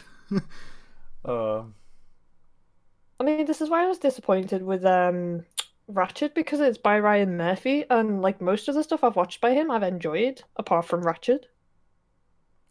I mean, maybe it was just an off day in the office. I don't know. Maybe. yeah. Oh, another thing that I really liked on Netflix is How to Get Away with Murder, but that might be just because I have a thing for drama. But I really, really love How to Get Away with Murder. For a second, I mean, thought it- you were gonna say, "Oh, I really like knowing how to get away with murder, just in case." I mean, I like to know that too. I mean, It's Shonda Rhimes as well, so it's the same woman who created the Grey's Anatomy, so it's good by default. yeah. I mean, it's really interesting because you have a defense lawyer that is basically also very good at getting away with murder. It's like, this Oh, is is this so cool. Dexter, but with a lawyer? Kind of, Yeah, in a way. Because she doesn't murder people who don't deserve it. Actually, then again, I don't know. Some people might not have deserved it. Okay, fair. It's very interesting though, because think about it. You have this defense lawyer who is also getting away with murder. It's quite an interesting premise. Have you guys seen Snowpiercer? Back in, I think, the film or January? the show? No, the show. Was it the summer? I don't remember when it came out. I've heard the show is really good. I had the show on the watch list, but I did watch the film though. I've seen the watched show. the film yet. The show is very good. Okay. It's exciting. It's I mean, I loved it. Yes, David. I agree with your with David Diggs is a treasure. He indeed is. So yeah, I love the show. It was so good, and I watched it with my family, and it's very hard to find a show that everyone likes, and everyone did like it. So Ooh, lovely. It's great when that happens. Like, either if a show is collectively loved or collectively hated by the family, both of those result in a good time. yes. Like, if you're mixed on the show, it's a little harder to get around that issue. David Diggs is also in Hamilton, to add on the list that Yes. David is writing in the chat. This is true. Hamilton, I still haven't seen the play they put on Disney. No, I haven't either. I watched it again like this afternoon, pieces of it, because I love that musical. Yeah, it's so good. Ooh, okay. So, what's your favorite song from Hamilton? Oh, I have two. One is The Room Where It Happens, because I love the music for it, and I play that song when I'm stuck on an edit and I can't go on. I just play that song and I start singing, and then I'm like, I let all the rage out, and I'm fine. I'm collected again, and I can go on with my edit. Oh, See, sweet. I'm very much like a Gretzko, in which I have to listen to very screamy, shouty music, and then I'm okay. Different types of things. It depends on the mood for me. Like, sometimes I'll listen to the Doom soundtrack and then just imagine ripping up demons. And then the next minute I'll listen to like the La La Land soundtrack with Emma Stone just going, "Oh, this is the place," and I'm like, "Oh, okay." So, Now my working playlist is basically 90s hip hop. Nice. 90s, I never would have guessed that. I'll be honest. Yeah, that's my jam. Like, and the thing is, here in Italy, in the office that I have, the door, you can, from the living room, you can see the office, but you can only see my feet. And the thing is, many times I realize that my parents are in the living room and I have the door open, and I'm just like jumping on the chair and dancing with my feet while they can't hear anything because I have headphones on. So I think it's very funny for them. So you look like the crazy cat lady when you do that then, to the person who can't hear the music. Yeah. Yeah, I think from Hamilton perspective, I think my favorite song is Aaron Burke's Sir. Like right at the start. Awesome. Yeah. I haven't heard many Hamilton songs, so I couldn't really pick one, but go and I'm gonna watch it and then I'm gonna tell you what my favorite one is. Oh my. Imagine if we had a right Hamilton now. stream. We should. Yeah, I'm down for that. I mean, yes. It's a musical theatre, so why don't we do that at some point? Yeah, I mean, hey, if Ilaria's down for that as well, we're booked the next 2 weeks, so maybe sometime in the new year we could get together for Hamilton. Oh, for sure. I mean, musicals. I love musicals. I can talk about musical for hours. Sweet. Oh, just so that we have kind of like a taster. It's like, what is your favorite musical then, Miss Ilaria? So difficult question because it's hard to pick one. I mean, right now, in like from March onwards, the one that I watched the most has been Across the Universe. I love Across the Universe. Hell yeah. It's so underrated. I think it's like not many people know it, and it's so good. And Just read the chat. Yes, David. My favorite is Moulin Rouge. Oh yeah, absolutely.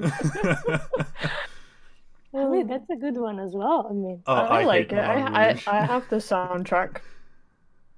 Oh, yeah. It's my guilty pleasure, fair. but I But, don't I feel think it- guilty about it. So. I But- think it's everyone's guilty pleasure. oh, Yeah. I just outright hate it. I cannot stand that That's film. fair.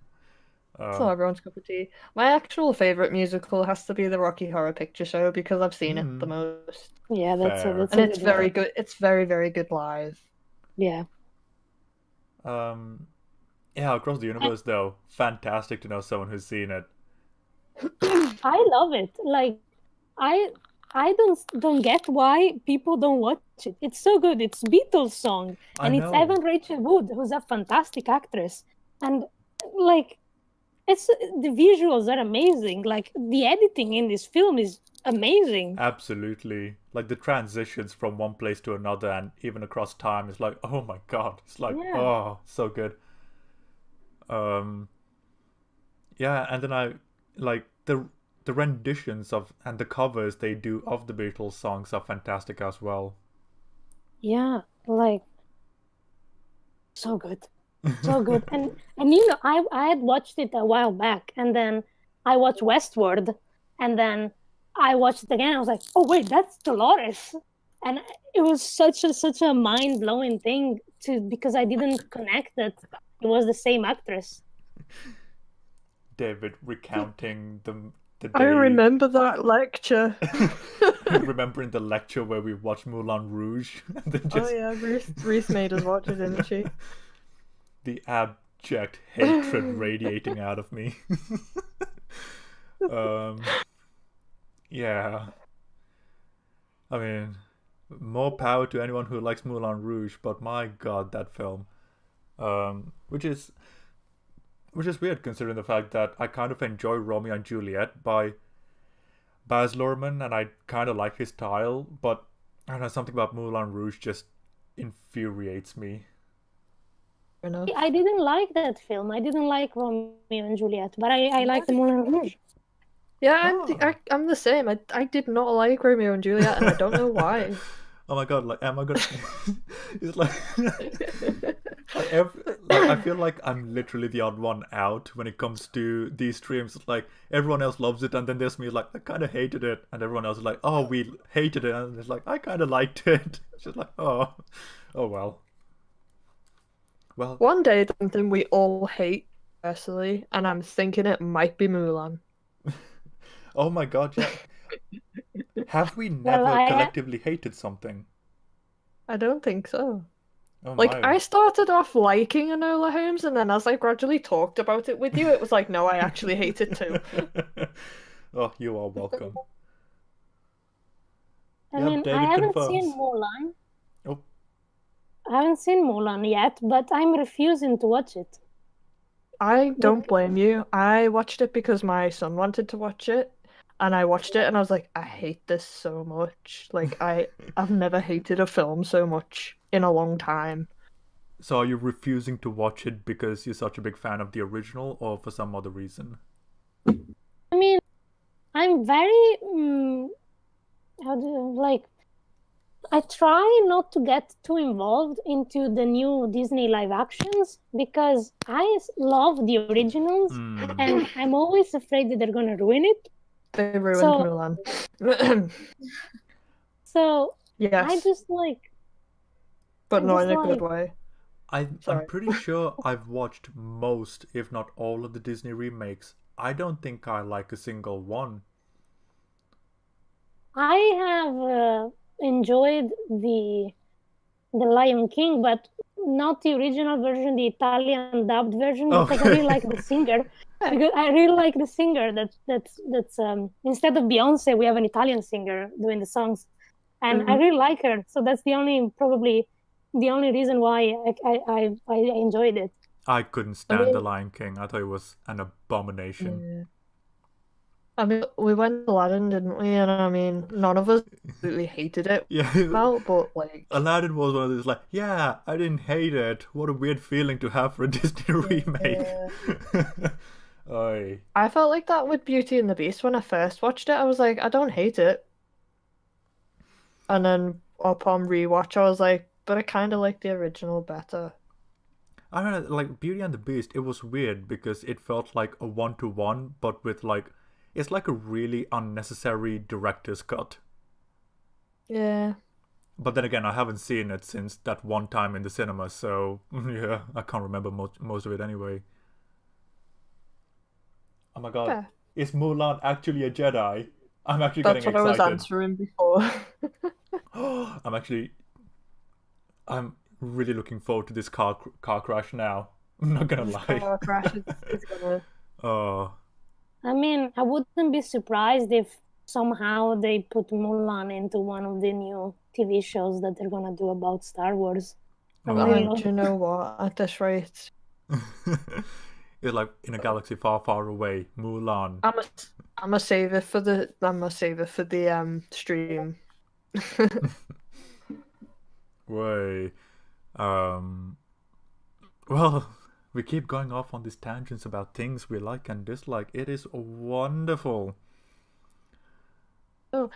I'm gonna just bring it back to COVID for a little bit, How dare if you? that's okay. Yeah. I know nobody really wants to talk about COVID, but I just like the fact that some TV shows, Grey's Anatomy included, are tackling this subject in their shows.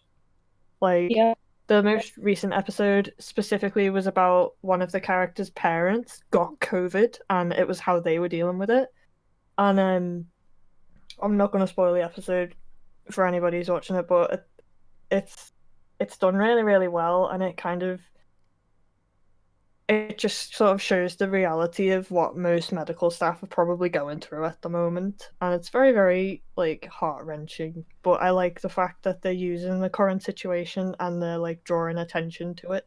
That's really interesting Yeah. because there's another show with Charlie from Charlie and the Chocolate Factory called The Good Doctor, and a friend of mine told me they recently did a COVID episode as well. So interesting, really interesting.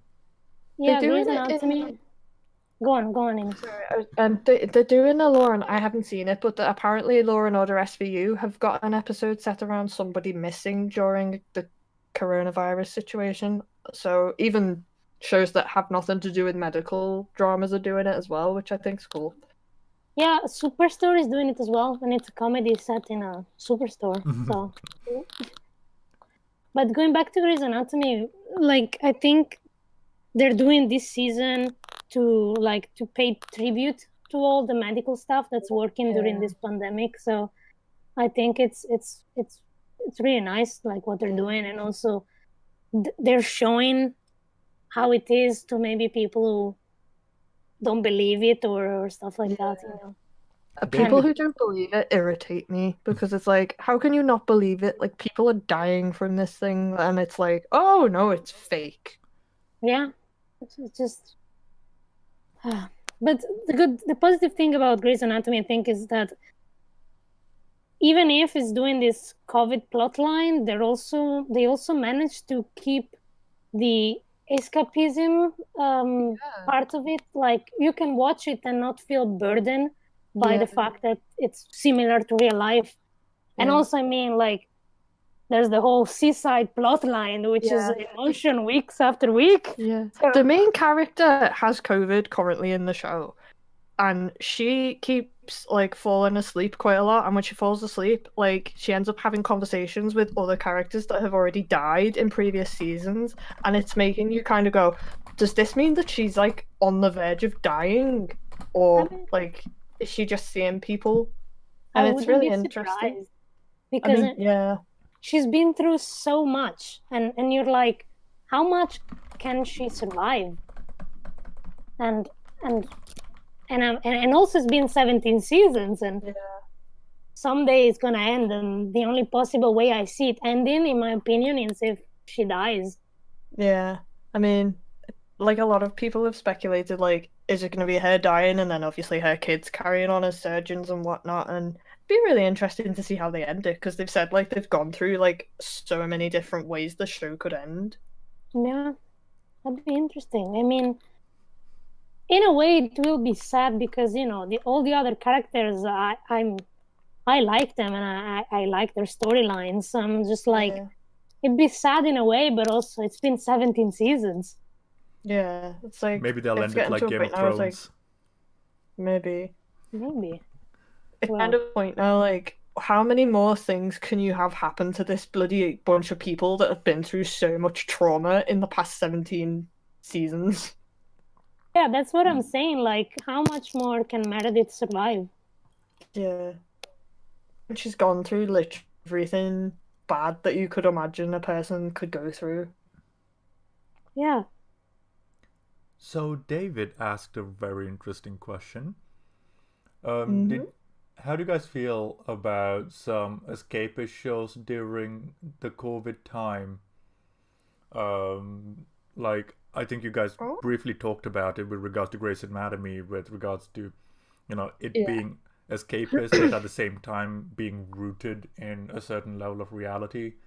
Like, how much Yeah. into the fiction do you go, and how much escapism do you look for in your shows during this time, or do you just prefer it to be like to the point and realistic? No, like I don't have a specific one way or the other. I think some shows work better as escapism.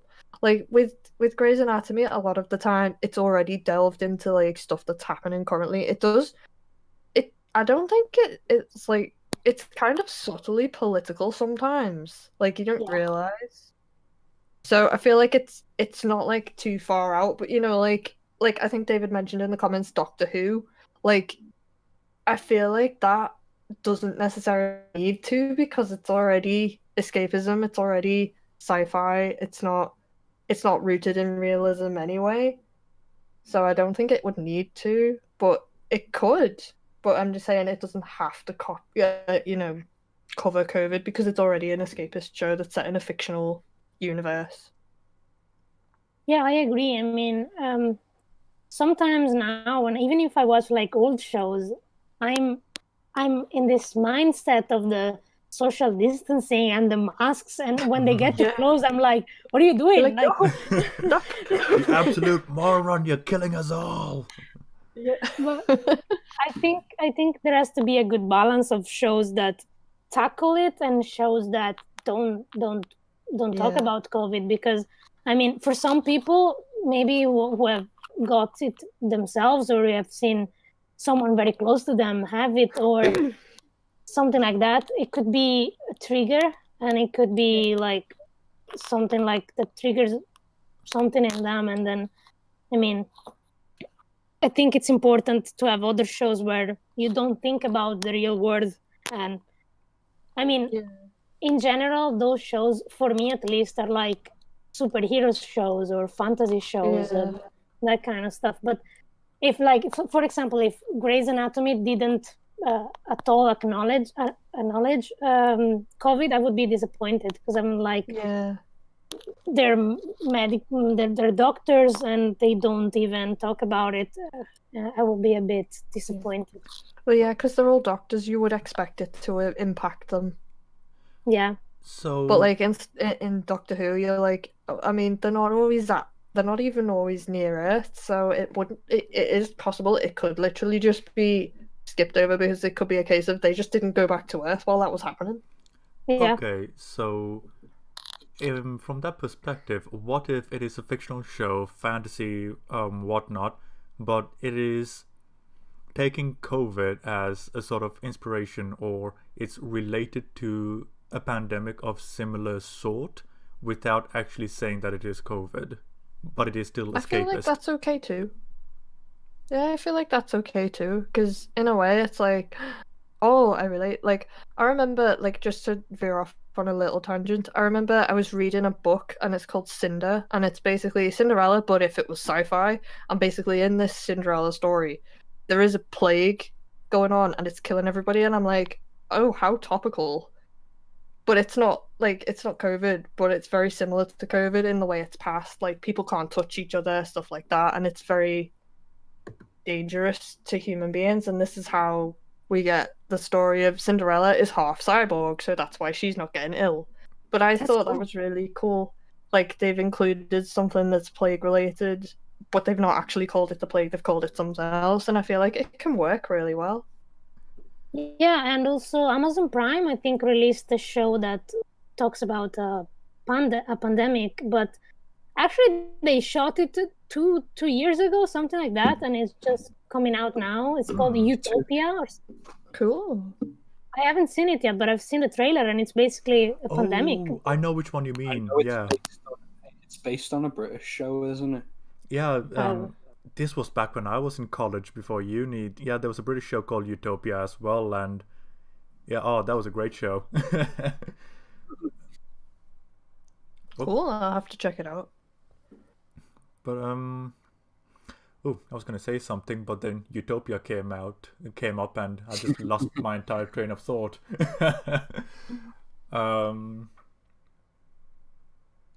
Oh, it was related to Cinderella for some reason. I remember that much. Because I mentioned the books in there, but if you want to read it, I will look up the author. It's actually really good, and it's a series. Like, it's all basically all fairy tales, sort of By redone any in a chance, sci-fi. have any of you heard about the movie Songbird I've heard of it, but I've not watched it. heard of that it. Michael Bay produced? I haven't seen it. Um, I'll tell you that I much. haven't seen it, but I've heard of it. The book is written by Marissa Mayer, if anyone wants to go and read it, and it's part of a series of books called the Lunar Chronicles. Okay, So cool. yeah, sci-fi fairy tales. They're Yeah, pretty whatever cool. thought I had, it's gone. If I'm it comes sorry. back, if it comes back, I will bring it up. What is Songbird, David? It is a Michael Bay produced film, directed by Adam Mason, and it's essentially set in 2024, where COVID-19 has mutated into COVID-23. I've heard about it, yeah. Yeah, it's got quite a interesting cast. KJ Apa from Riverdale is a star. Oh, But that'd you've be also- weird to see him play someone else that's not Archie. But you've also got Craig Robinson, Bradley Whitford, Peter Stormare, Alexandra Daddario, and one of my favorites, Paul Walter Hauser. Demi Moore is also in the film, as is Sophia Carson. But yeah, it's set during the pandemic. The things got worse, and Ooh. at least as of right now, it should be out in the States. And I was just wondering, do you think this is the right time for that film? You know, talking about it getting worse. I don't know. I don't know really. Like, I mean, if they wait and release it when it's gone, I mean, it might not be very popular. I feel like they're maybe trying to Capitalize on what's hot at the capitalize. moment. That's the word. Yeah. I was on it, Amy. You got it. It's a comedy apparently, so I mean, maybe it's fine. Ooh, that would be If it's a very comedy, interesting. then maybe it's like making light of this. Okay, maybe making light is not the best way to describe it. Making it funny to deal with it. Like, I know I haven't sometimes seen any comedy related to it, really. Yeah. it's a comedy, drama, romance. Okay, so to play devil's Those don't advocate, seem to- Yeah. wouldn't it be a great way of getting a sense of catharsis that you do get to Yeah. laugh at it, as opposed to getting something like The Last of Us, where it's just very, very dour? Yeah. Like, wouldn't it be a lot more of a relief to like, yeah, this is kind of a very ridiculous situation we find ourselves in. Haha. Wouldn't it kind of feel better in a weird way? Yeah. I would say so. So I think maybe it's not the worst time. If it was like The Last of Us 2, then I would say I think we've had enough miserable things happen. And I mean, The Last of Us 2, it's a very, very miserable game. Oh my god, like even the music is wanted to kill itself, so Yeah. Ooh, which interestingly, script for The Last of Us Part 2, Part 1 of 8 is done. Editing is Ah. next, and Oh. it will be the next video to Oh. come out on the channel, so hey. Mm. It only took My- about 3 months. My very first YouTube video is going to come out on my channel very soon. I'm excited. Ooh. Very nice. Nice. It's all coming together. The collective is on the rise. Yeah. Going back 1 second to the comedy about lockdown, Yes. they did it in Italy. There's an Italian film that they did this year, which is called Lockdown all'Italiana, which means Italian lockdown. Oh, sweet. I haven't Cool. seen it because it looks like a very bad comedy. Fair enough. Like I'm just it's Italian comedy, like those ones that I don't like. I don't like them. But it exists, and it's basically set during lockdown, so it's apparently like they communicate only through video calls and stuff like that, and it's a comedy. I know, like, it in 11 days, I'm reading it now, in 11 days that it was at the cinema, the box office was of 366,000 euros. Oh. That's not bad. No, Considering the time as well. yeah, but the Italian likes this type of comedies. I don't. I'm not. Are you trying to say you're not Italian? I am Italian, but my taste is very little Italian. That's fair. Fair enough, fair enough. To answer David's question, I've heard of it. I still need to watch it. It's been sitting on my watch list for a good while. Yeah, me too. I'm particularly curious about the Kristen Stewart one, because I'm curious about how she is as a director. I have not seen Homemade or Housemaid. Homemade. Yeah. Homemade. I've got But I do want to Discord give it a on the other watch. screen, so it's hard to read at an angle. So I just thought, oh, Housemaid, that sounds very okay. Fair enough. It's like Made in Manhattan, but during COVID. That'd be interesting. Oh my god. With Jennifer Lopez and Ray Finn yeah. returning. Oh, I haven't It's thought really about... weird. Oh. I was gonna say, it's really weird to think of Ralph Fiennes as any other character but Voldemort at this rate, because that's just, like, all I see him as most of the time. You look weird with a nose. Chop it off. Yes.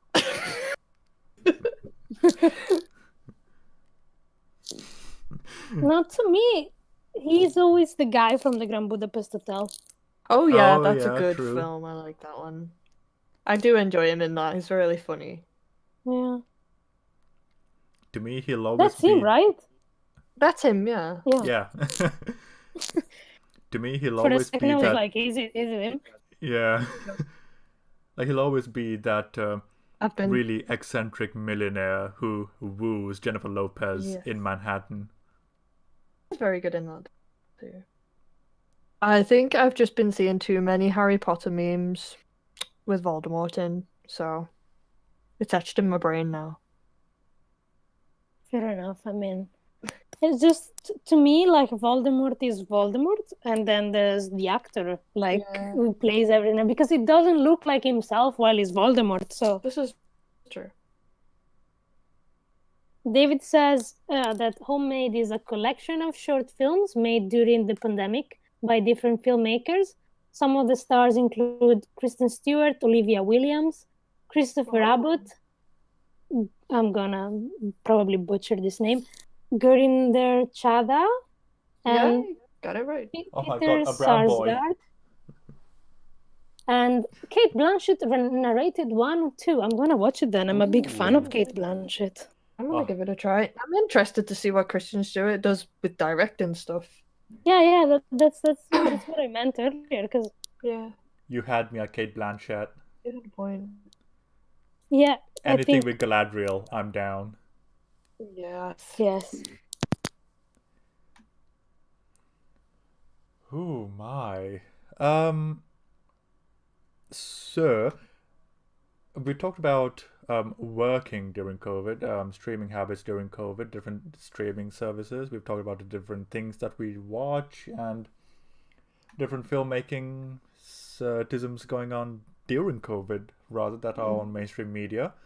Is there anything else in particular that you'd like to cover, either of you, or any of you, all of you, some of you, none of you. Tell me, my children. I'm wondering, as fellow filmmakers, how do you think low budget productions will change? That's interesting because me and a couple of friends, we literally just finished a script for a short, and I'm just like, okay, how are we gonna do this in a safe way? Because that's always going to be the first concern, safety. Yeah. And then comes, oh, how are we gonna get the funding to do this? Which is the second most important thing, because you gotta pay people eventually. It's only so long you can ask for favors. And yeah, it's really interesting because the mentality is in a completely different order than it was prior. So it's something that takes a bit of getting used to, but once it's figured out, I'm sure we'll be able to get up and running pretty efficiently. Yeah, it is doable. It's really frustrating, especially if you are trying to direct an actor on how to put clown makeup on. That was very, very frustrating. Like, I had to tell the actor how the clown makeup was, and they weren't supposed to be a Joker clown, and the way they did the makeup, it made them look like the Joker, so we had to get them to take it off and do it again. And as for like being a sound engineer, that's difficult, especially if you are the one holding the recording equipment, because you have to split the wire in two. So one half of you gets one half of the wire for the boom mic, and one half of you gets the wire to plug into the thing, and you have to basically lead each other around the set. Yeah. It is doable though. I worked recently shooting a video with kids. Oh wow. Because sometimes I go to kind of afternoon school, private afternoon school, and they do some labs, and we did a Christmas challenge, and they had to make a video about how to make more ecological Christmas dinner. Fancy. And I was the one who provided the equipment to like help them out to figure out how to use the equipment and all of that. So it was really challenging because, I had to disinfect the equipment beforehand and then disinfect it afterwards. And for some stuff, like with the mics, I couldn't use lav mics. I had to boom them, basically. Oh, right, yeah. But because they were little kids, they couldn't hold the boom because they're like, the oldest people are like 11. Oh. So I had to put the boom on a stand and all of that, and use like little tripods for the mics. And but we did it, but it was a lot, like a big work before disinfecting everything, and then after I quarantined some stuff and I disinfected some other stuff because it was a lot. But the shooting, I think it was the easiest part because they wore their mask at all times, apart from when they were like seated in the seat where they could take it off and speak to the camera and all of that. But still, like, I think that was videography with a still camera and all that kind of stuff. But when it will come to a short film, I'm like, that's more challenging. It is. And also, especially if you're filming the film in a building where there's other people that aren't part of your film crew, and they're like, "Oh, what are you doing?" And you're like, "Back away from me. Absolutely. I'm trying to make a film." And they're just like, there's people who just don't wear masks, and they try and come and see what you're doing, and you just... Honestly, I feel really bad, but honestly, I'm just like, please just go the hell away. If you're not going to wear a mask, get the hell away from me. Like, I don't want to be rude, like, but, piss off. Yeah. Pretty much that. Like, there are so many, like, extra things. Like, you already have to do, like, health and safety risk assessments. There's so many more things to add to it now.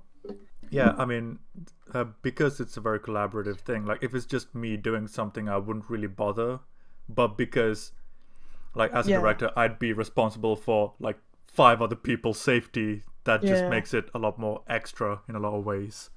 Oh, they have so many risk assessments. Like, luckily for us, we didn't have to do the risk assessment part because obviously were being taught by people who were already working in the industry and stuff, but they have all these checklists that they have to do. They had to take our temperature at the beginning and at the end of the day, and like if someone had the temperature and it was like up, they'd have to like cancel the shoot and like disinfect everything and send us all home. So hectic. Yeah, I read recently also the guidelines from the European Union. I mean, you guys are not really involved in this Oh anymore, no. but True, but still. Do and continue. and if I remember correctly, I think they suggest, they recommend that if you have actors interacting, they should get tested. And I'm like, okay, who's gonna pay for that? Because it's a low budget. I mean, we're not a big production where they can get tested like every day or every other day. So I think it's gonna be more challenging also in the matter of scheduling and working days and stuff like that. Yeah, already, like, I was talking to someone from our course, like, start of the year. Oh, well, I say start of the year, like, after the first lockdown in the UK. And it was like, yeah, everything from this point on is going to be changed drastically from a fundamental level, all the way from education to professional filmmaking. And it's going to be taken into approach a completely new, not completely, but a significantly altered method of filmmaking from what we learned in university, because of everything that is happening. So I think we're still in the middle of that transition, but how we come out of that transition is going to be really interesting from a indie low budget level consideration. Yeah. If that made Well, any sense whatsoever. It did. Yeah. Let's hope for the better. I mean, for sure, I think this would be a challenge, and it will also like stimulate minds to figure out a way to create stories that can work around the limitations and can provide the safest environment possible for both the actors and the crew. Absolutely. And it also depends on just how long this thing is going to last as well. So the longer it lasts, the more it's going to be difficult for low budget stuff to get off the ground. And it's not just low budget as well, like even big budget stuff's gonna have a lot of issues as well, because I mean, if you have something like, I think David mentioned on the chat, something like the Batman that involves hundreds, if not thousands of people involved on any particular day, that is a significant investment. So the landscape of practical filmmaking is going to really change over the next year or so. And the longer COVID lasts, the more stark the changes will be. Yeah. Which is I always agree a with David. lovely thing. I miss our old reality. Do you know what? If we were like Thanos and we had the reality stone, just kind of like bang. Oh, David, that's literally what David said as well. Yeah. That's almost as if you were a step ahead of me. How dare you? I'm gonna hunt you down. I know. Oh no. Yes. Fighting within the ranks. Exactly. It's gonna be like the Dark Knight where we have tryouts. Yeah. I mean, there's a vaccine out now, so maybe that's the start of a good sign that things are maybe going to get back to somewhat the way things are. I'm just frustrated because I've heard people going, I am not getting the vaccine. And I'm like, I don't want to talk to you anymore. Bye-bye. Because it's like, if there's a vaccine to help, like, why would you not get it? Yeah. Like, I don't understand the rationale behind that. Like, it's not gonna, like, how is it gonna help if you just go, I refuse to get it? Everyone else can get it, but I don't want to. Like, I mean, fair enough, everyone's entitled to not want to get a vaccine, but I just don't understand the rationale behind that thinking. It's like, it confuses me. I mean, there are people who don't want to get the vaccines for like meningitis or other stuff like that. So this is true. I don't get it either, but some people just don't want to, I guess. Maybe, I don't know. Yeah. I mean, it's a good thing that I suppose even if not everyone gets the vaccine, as long as the most vulnerable people get it, like it'll still somewhat help. Yeah. In the almighty words of Jim Morrison, people are strange. Yes, they are. Indeed. Very strange. So one thing we can all agree on, even if we Yep. have differing opinions of media, people are just weird. Yep. They are. I mean, hell, look at us four. Yeah. They're a bunch of weirdos. Absolute monsters. That's what we are, and we love Yep. it. Cool. Is there anything else that people would like to talk about? I mean, this is a really weird stream because there's Yeah. no real set topic where we are focused on, but at the same time, we can talk about anything. So, yeah, really, really not sure what else. But if anyone wants to talk about something, I am more than open to do so.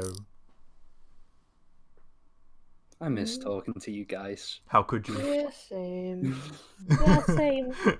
I feel like that's one good thing out of COVID. Like we started this podcast, the like one time we got to meet up, we were like, right, we were talking and we were talking for a good while about stuff. Maybe we should start doing a podcast. And here we are on episode what, 13? 13. My goodness. 3 months we've been doing this. We need a new Flew hobby. by. I'm quite happy doing this one, to be honest. I mean, I literally, it gives me something to look forward to, and I'm also like, I know I'm gonna get to actually socialize with people outside of my house. Yeah, I completely get what you mean there. I feel the same way because, you know, I love my family. I love my family, but it's nice to talk to other people as well. Which, in the case of the COVID year, it's few and far between that you get the chance. Yeah. Yeah. But also the case of like some of us don't live in Liverpool anymore. Like a lot of people that like we were in a close like group with, if you will, that we used to regularly talk to in uni. Like a lot of them have gone back home, so it's kind of nice to have them on here to talk to. Yeah, I mean, like, I'm happy you guys decided to make this podcast. So, I mean, I had the chance to come in and talk to you guys because I missed you guys. Yeah, I Aww. miss you too. Like I miss remember you when we too. made that really, really silly film, Easy Sky. Oh, yeah. Yeah. Patrick and Madison actually came to my house for a Halloween party, and he got very, very drunk, and he was like, "Do you know what? We need to show people Easy Sky." So we put Easy Sky on. It was great. It's a great film. I still Yeah. like. I show it from time to time, just at random people when they ask me, "Can you show me something you did?" And I just put on Easy Sky because it's short and it's amazing. It's so good. Oh, we had so much fun making it. Yeah. Was that 3rd year? Yes. Oh my. It was the 48-hour challenge. Jeez, to think that's been 2.5 years. Yeah. And it's been like a long time since me and you made the sock puppet one. Oh, Jesus. I remember that. That was a good one as well. That was so fun. Oh. Do you know what? That was my introduction to you, Dylan. Oh god, yeah, it was, wasn't it? Like Yeah. I take pride in the fact that I'm probably one of the few people in that course that got both the People's Choice Award and the Critics' Choice Award in 2 different years, and I'm like, yeah, bro, Yeah. I win, and I will crush anyone who comes in the way.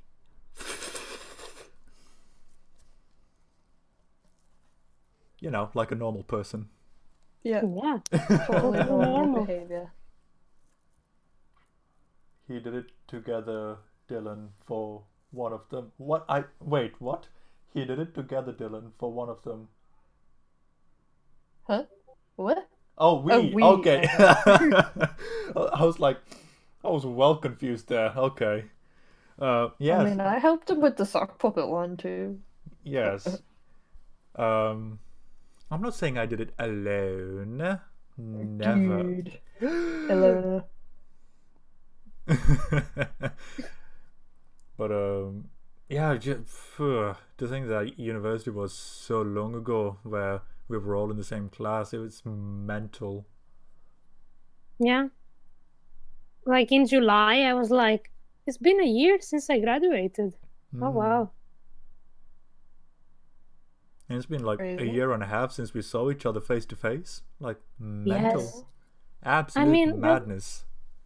that's the thing. Like, COVID ruined the plans of me and assistant David because we wanted to come up and then like say hello to all of you. Like we planned it so many times and it was like, okay, we're gonna go up to Liverpool, and then everything happened. So we're like, okay, we're not going this year. Sad time. Yeah. Yeah. And from a safety perspective, who knows when you can next? Yeah. Yes, exactly. Well, Oh, at least we got to talk on here for the Yeah. entire world to witness, should they choose to. Yeah. yes, exactly. Yeah. So, don't know what to say next, really. I mean, I feel like we've covered Words. everything, literally. Yeah, we're Yeah. going into nostalgia trips right now. Oh, Yeah. nostalgia. Nostalgia. Oh, I don't think I actually asked you, thinking of nostalgia. Ilaria, what did you think of The Rise of Skywalker? Well, I was alright.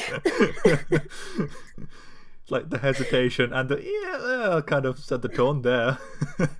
Yeah.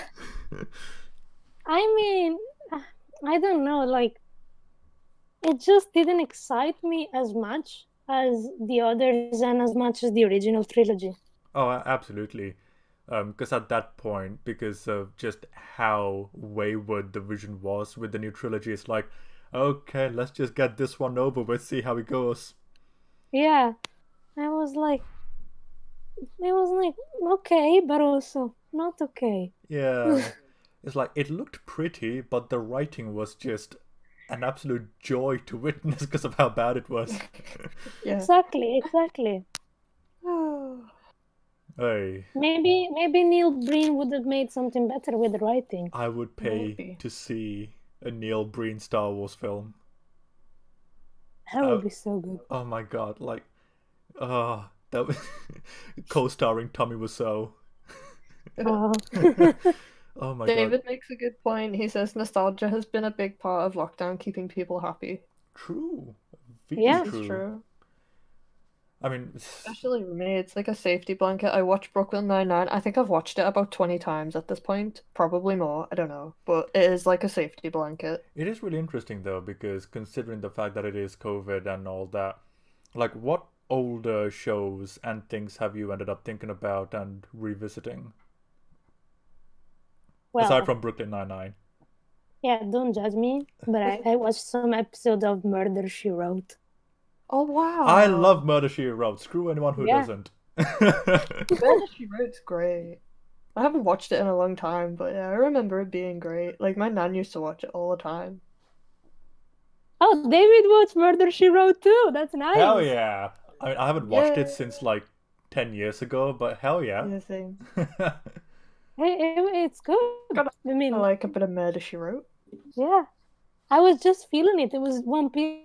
and I was like, I'm gonna watch Murder, She Wrote, and it's all on Prime in Italy. So I was like, Oh, yes, I've sweet. gone let's back do it. to like one thing that I've started doing is I've gone back to playing like point and click adventure games. Like I'm currently going through all the Monkey Island games because I was just like I've got a hankering for point and click, and those games are hilarious. Nice. Yeah, I've just been rewatching some anime, really, like Haikyuu I started again, and then Violet Evergarden, and then Garden of Words. There's a lot of garden involved in a lot of the things I've Oh watched. my god, that picture! Holy Oh, Jesus, where'd you Eek. find that? Get it away! I look awful. Oh, wow. Yeah, David's just putting pictures up on Discord about us when we were all children. Well, oh, Yeah. well. But we graduated. I would. Oh, I miss Jenny. She's still in Liverpool, last I heard. Cool. Yeah, so I just haven't spoken to her in a while. this is V true. That, oh my god, we got David and Assistant David in the same picture. The laws of physics are Yeah. breaking down. Crazy. That picture of David and Assistant David. So in Italy, there's a tradition that after you graduate, your friends make a big poster, and there's a caricature of you, like a drawing caricature of you, and then they either do like a crossword, and you have to fill it out while you're either drunk or in the mood to be drunk, and they make you eat awful, disgusting stuff. Fun. So Fun basic times. teenage party then. Yeah, basically they dress you up and as something. I was a fairy, and I like wear something like with a lot of glitter, and I showered like 3 times, and there was still glitter. Oh. And then basically they make you fill out this crossword. But the thing is, there are like pictures on this thing, and the picture of David and Assistant David and myself made it into the poster. Oh, nice. Cool. Yeah. Oh, that's really cool. Not another team movie. Oh my god. Like I wouldn't mind being in that film as just a random character living in that world. Like that sounds like a cool world to live in. Yeah. I don't think I've ever seen not another teen movie. Oh, it's so It's good. got an actress from Grey's Anatomy in it. I don't know. Have you watched any of the seasons with Lexi Gray in it?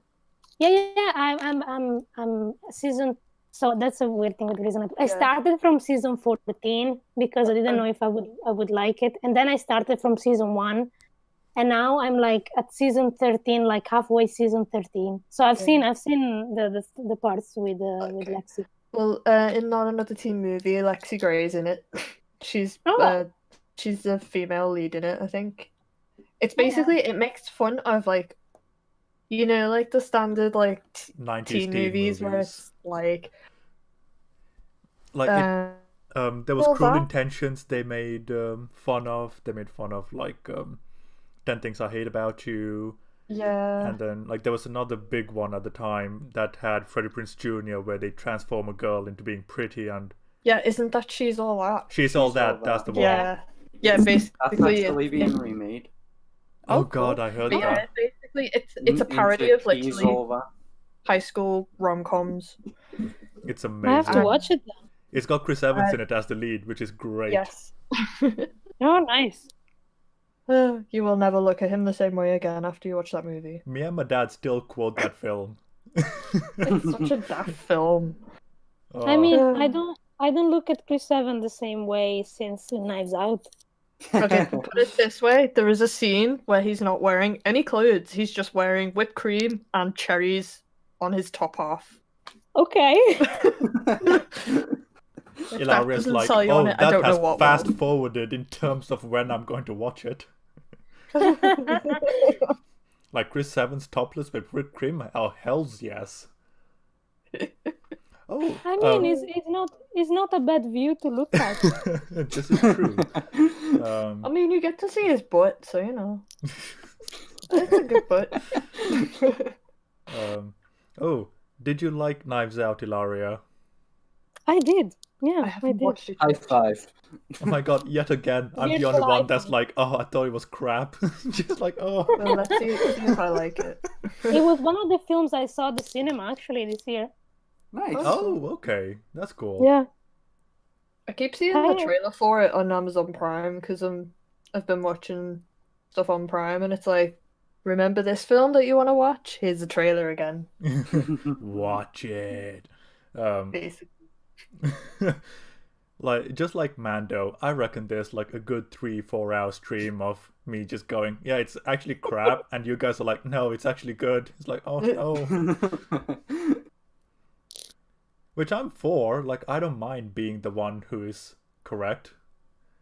I think you guys should start a section of this podcast called "The Films That Dylan hates and everyone else loves." Literally everyone else. The Dylan dishonorable mentions.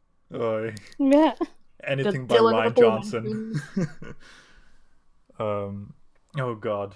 Yeah. Do you know what though? Oh, go on. I was just gonna answer David's question. I've watched an episode of Always Sunny, and I had a really hard time sticking with it because I was like, when does it get funny? When does it stop being when does it stop being like, what's the word? It feels like it's very much supposed to be offensive humor, and like I just don't find that funny. Like I don't have a problem with it, but I don't particularly find it funny. So I'm just like sitting there going, like, when you tell a joke that's funny, like wake me up. I get you. Like There's the only thing I know of Sonny is Pepe Sylvia, and that's because it's Pepe Sylvia. I mean, I know I know the meme where he's connected all the lines Yeah. and stuff. The first episode I watched, there was like a lot of racism going on, and I was like, but it's not funny. I don't find it funny. Racism, me likey. In the first episode, though, I'm like, really? That's what. Then again, some shows do that. There's an episode later on in the show where it's taking place all from the perspective of Danny DeVito.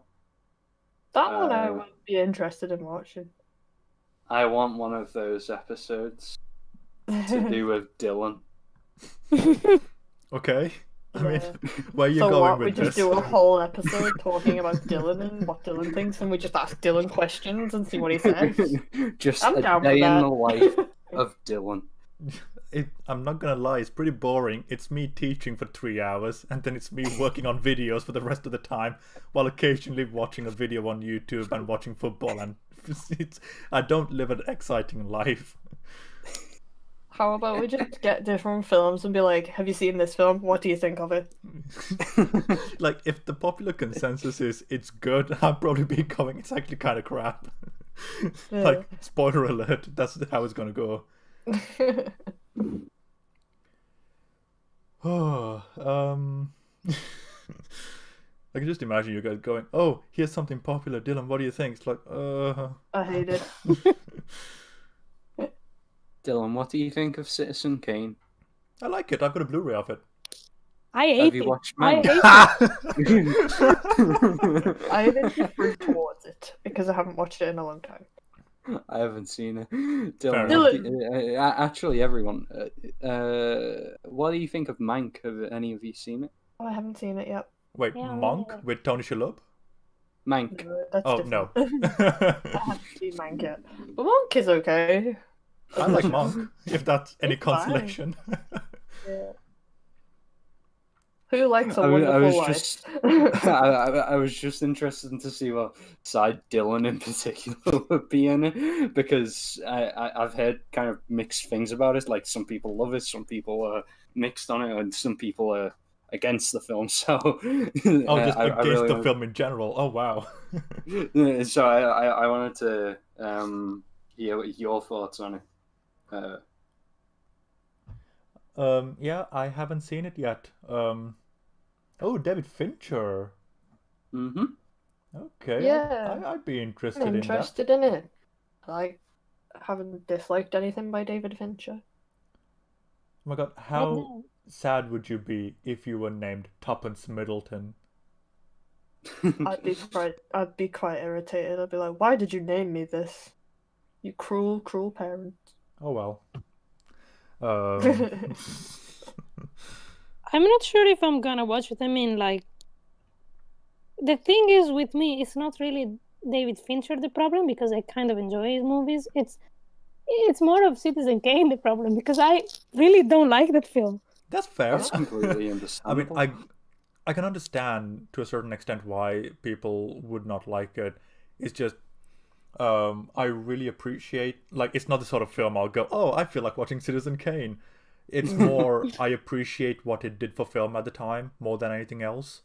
Yeah. So Sure, I mean, nobody can deny that it's not, like, it's a part of cinema history. Yeah. And it's one of the pillars, but I still don't like it. that's fair. May I ask why? I'm very curious. I found it extremely boring. I can understand why. And I struggled to get to the end. Like, it was like, please finish, please. It's like, okay, I get it, Rosebud, it's important, but can we actually Yeah. get it going? My God. I get what you mean. And I even like to try and make myself change my mind. I even bought a book called The Best Film Ever by Pauline Kael. I don't know how to pronounce her surname. Oh yeah. Which is about Citizen Kane, and I still don't like it, I even mean, after reading the book. I would rather you accept that you don't like it rather than force yourself to like anything, Yeah. because I don't think it's healthy. Yeah. And B, if you're forcing yourself to like it, then are you really liking it? Yeah, that's a good point. Like, just because everybody else likes it and whatnot, it doesn't mean you have to. Like, Like, I feel like that's Oh, sorry. a big thing. I was just gonna finish by saying, like, I feel like that's a big thing with things that are popular. Like, if you say you don't like it, a lot of the time you feel like you're like, okay, well, maybe I'll give it another chance because people are like, why? You should like it. And it's like, no, if people don't like things, they don't like it. Unless you're me, in which case I don't give a damn. I still hate it. But Well, yeah. What's the film that everyone loves that you just can't get into? Like Blade with Runner. Ilaria, I'm guessing that it's Citizen Kane. Dylan, with you, it's Blade Runner. How about you, Amy? Ooh. I don't know. I'm trying to think. Because a lot of the time when someone's like, I don't like it, I'm like, fair enough. Yeah, I mean, like, I'll never fault anyone for liking anything, but it's like, if you're asking me, it's like, oh, like, I appreciate Blade Runner for what it is, but as far as do I like it, like, the version I like most is the version people hate the most, so make of that what you will. Like, I love the theatrical cut, but yeah. I'm trying to think. I don't think there is a film that I don't like that I've not had anyone agree with me with before. Like, there's been films that I've not liked, and people have been like, but I like it. And then there've been people that are like, yeah, I didn't like it either. So, I don't think I've actually been in that situation. Yeah, I mean, at the very least, like, if you are honest with yourself and if you're willing to say, no, I don't like this film, I respect you a lot more because you have the balls to say that. Like, that's one of the main things I don't really like about Chris Stockman, because on one of his videos he was like, I forced myself to watch Blade Runner over and over again till I liked it, and I'm like, dude, if you have to do that genuinely, do you even like it anymore? Like, out of a genuine love for it, or are you just doing that because, you know, I don't know, you want to be one of the cool kids? Like, that's one of the things that really put me off Chris Stockman. I mean, I think when I watched Blade Runner, because we had to watch it for a lecture. This was like when I was in a different. It wasn't like a lecture with you guys. It was because I had to repeat a year, didn't I? Right. Okay. But yeah, it was in first year before I joined your group. Yeah, we had to watch Blade Runner, so I watched it, and I think it was the extended version, and I watched it and I liked it up until a point, and then after I hit the point where it's like. It's the scene between the main character and the android, and he's basically telling her to kiss him and forcing her to do all these things, and I'm like, this is making me really uncomfortable, and I like struggled to get through the rest of the movie, and like I put a post up on Facebook going, what the hell? Why is this in the movie? And like it made me so uncomfortable. I was like, I want to throw up. And like a lot of people commented on it going, oh well, it's in here for this reason, it's in here for that reason, and basically trying to change my mind on the whole scene and saying like, well, it's just that one scene, and I'm like, yeah, but that one scene made me dislike the movie and made it hard to like it. I have a similar experience with another film, and I find one scene to me makes me very angry, and the film is Call Me by Your Name. I've heard of that one. Oh, right, yes. Timothy Chalamet and Armie Hammer, yeah. The thing is, the film is set in the north of Italy, not too far, like in another region, but where it's like quite close to where I live. And there is a scene that bothers me so much because you can tell it's like either midday or early afternoon by how the sun is, and then they're outside in the middle of a square in the middle of summer, and in the north it gets really dry without air. Now more than dry, it's like there's it's a bit damp, and also it's a weird thing. It's a weird type of climate. Well, it's not nice being outside, and the thing is, okay, the two characters are there, and I'm like, fair enough. They're not Italian. They can do whatever they want. I mean, but the thing is the extras. The Guadagnino, the director, put two extras in the background chatting in the sun, and I'm like, why would anyone do that? And I was very annoyed by that. And then I think either it's the scene after or another scene after that, randomly there are a couple of Vespas, the motorbike, passing without a reason, and I'm like, you're just doing that because this was a big production and you had the money, but there was no reason why those Vespas had to pass. And to me, it's just like, what's the reason for that? And it annoys me.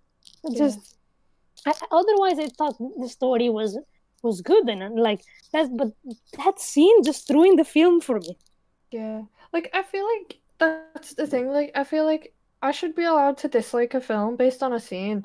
It doesn't take anything from the people who do like the movie. One of my friends at the time, we're not friends anymore. But yeah, friends at the but she's a kid, and I'm like, okay, so basically saying that this behavior is okay if it's towards a droid. In my mind, I was like, that's still domestic abuse, and it's being normalized, and I don't like that. That is put me right off the film. I know it's fiction, but I'm sorry. Like, a lot of people get their worldviews from fiction, so it was not okay by my standards. But I didn't say they couldn't like the film, but they were determined to get me to change my mind, and I was like, no, this is my stance on it. I don't think it's okay. I don't like the film because of it. I don't think it was needed.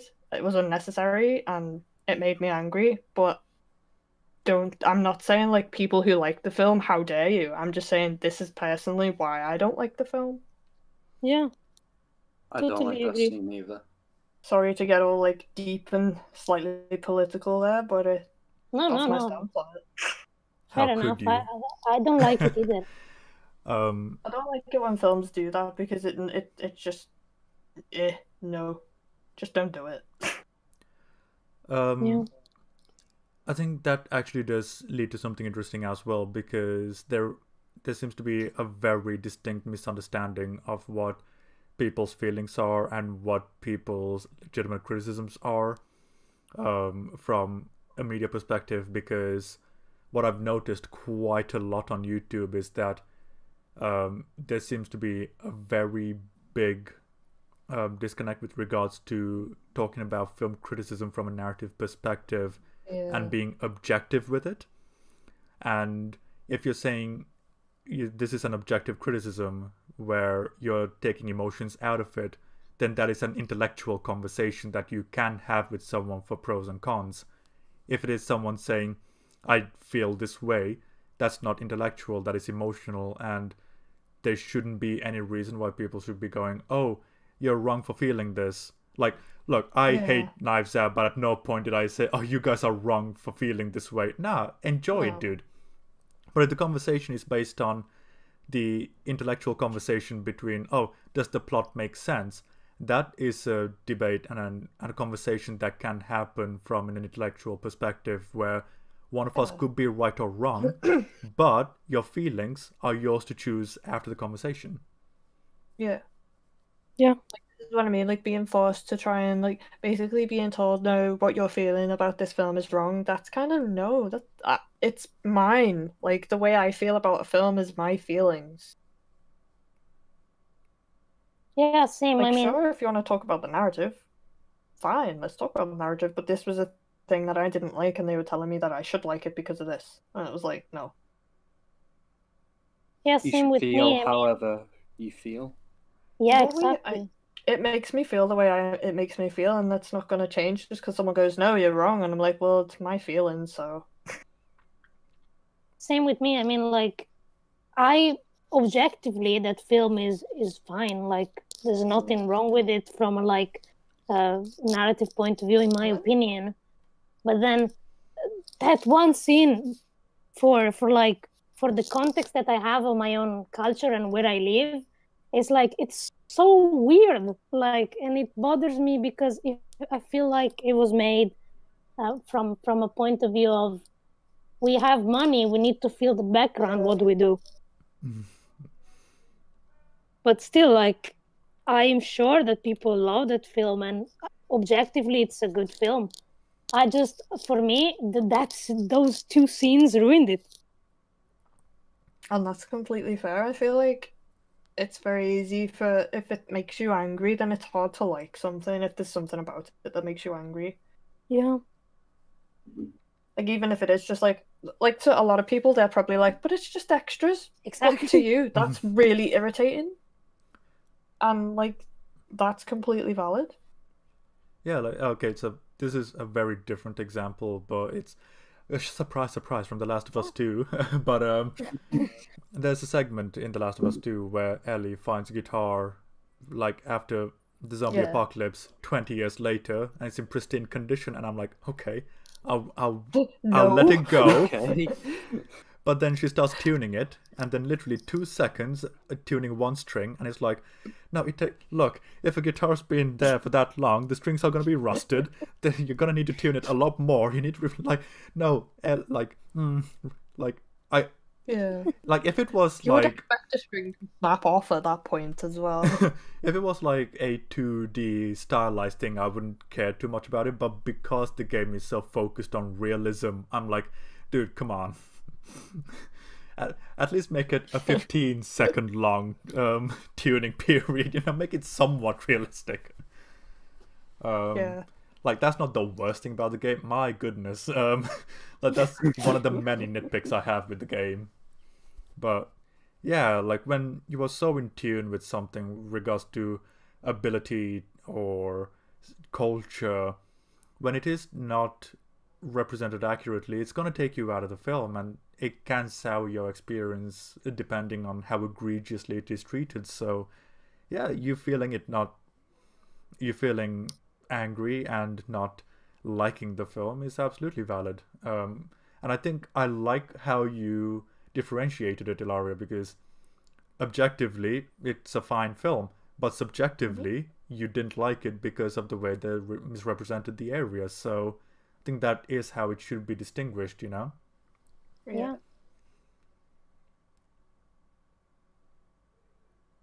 So with that, David, is there a film you feel that way like?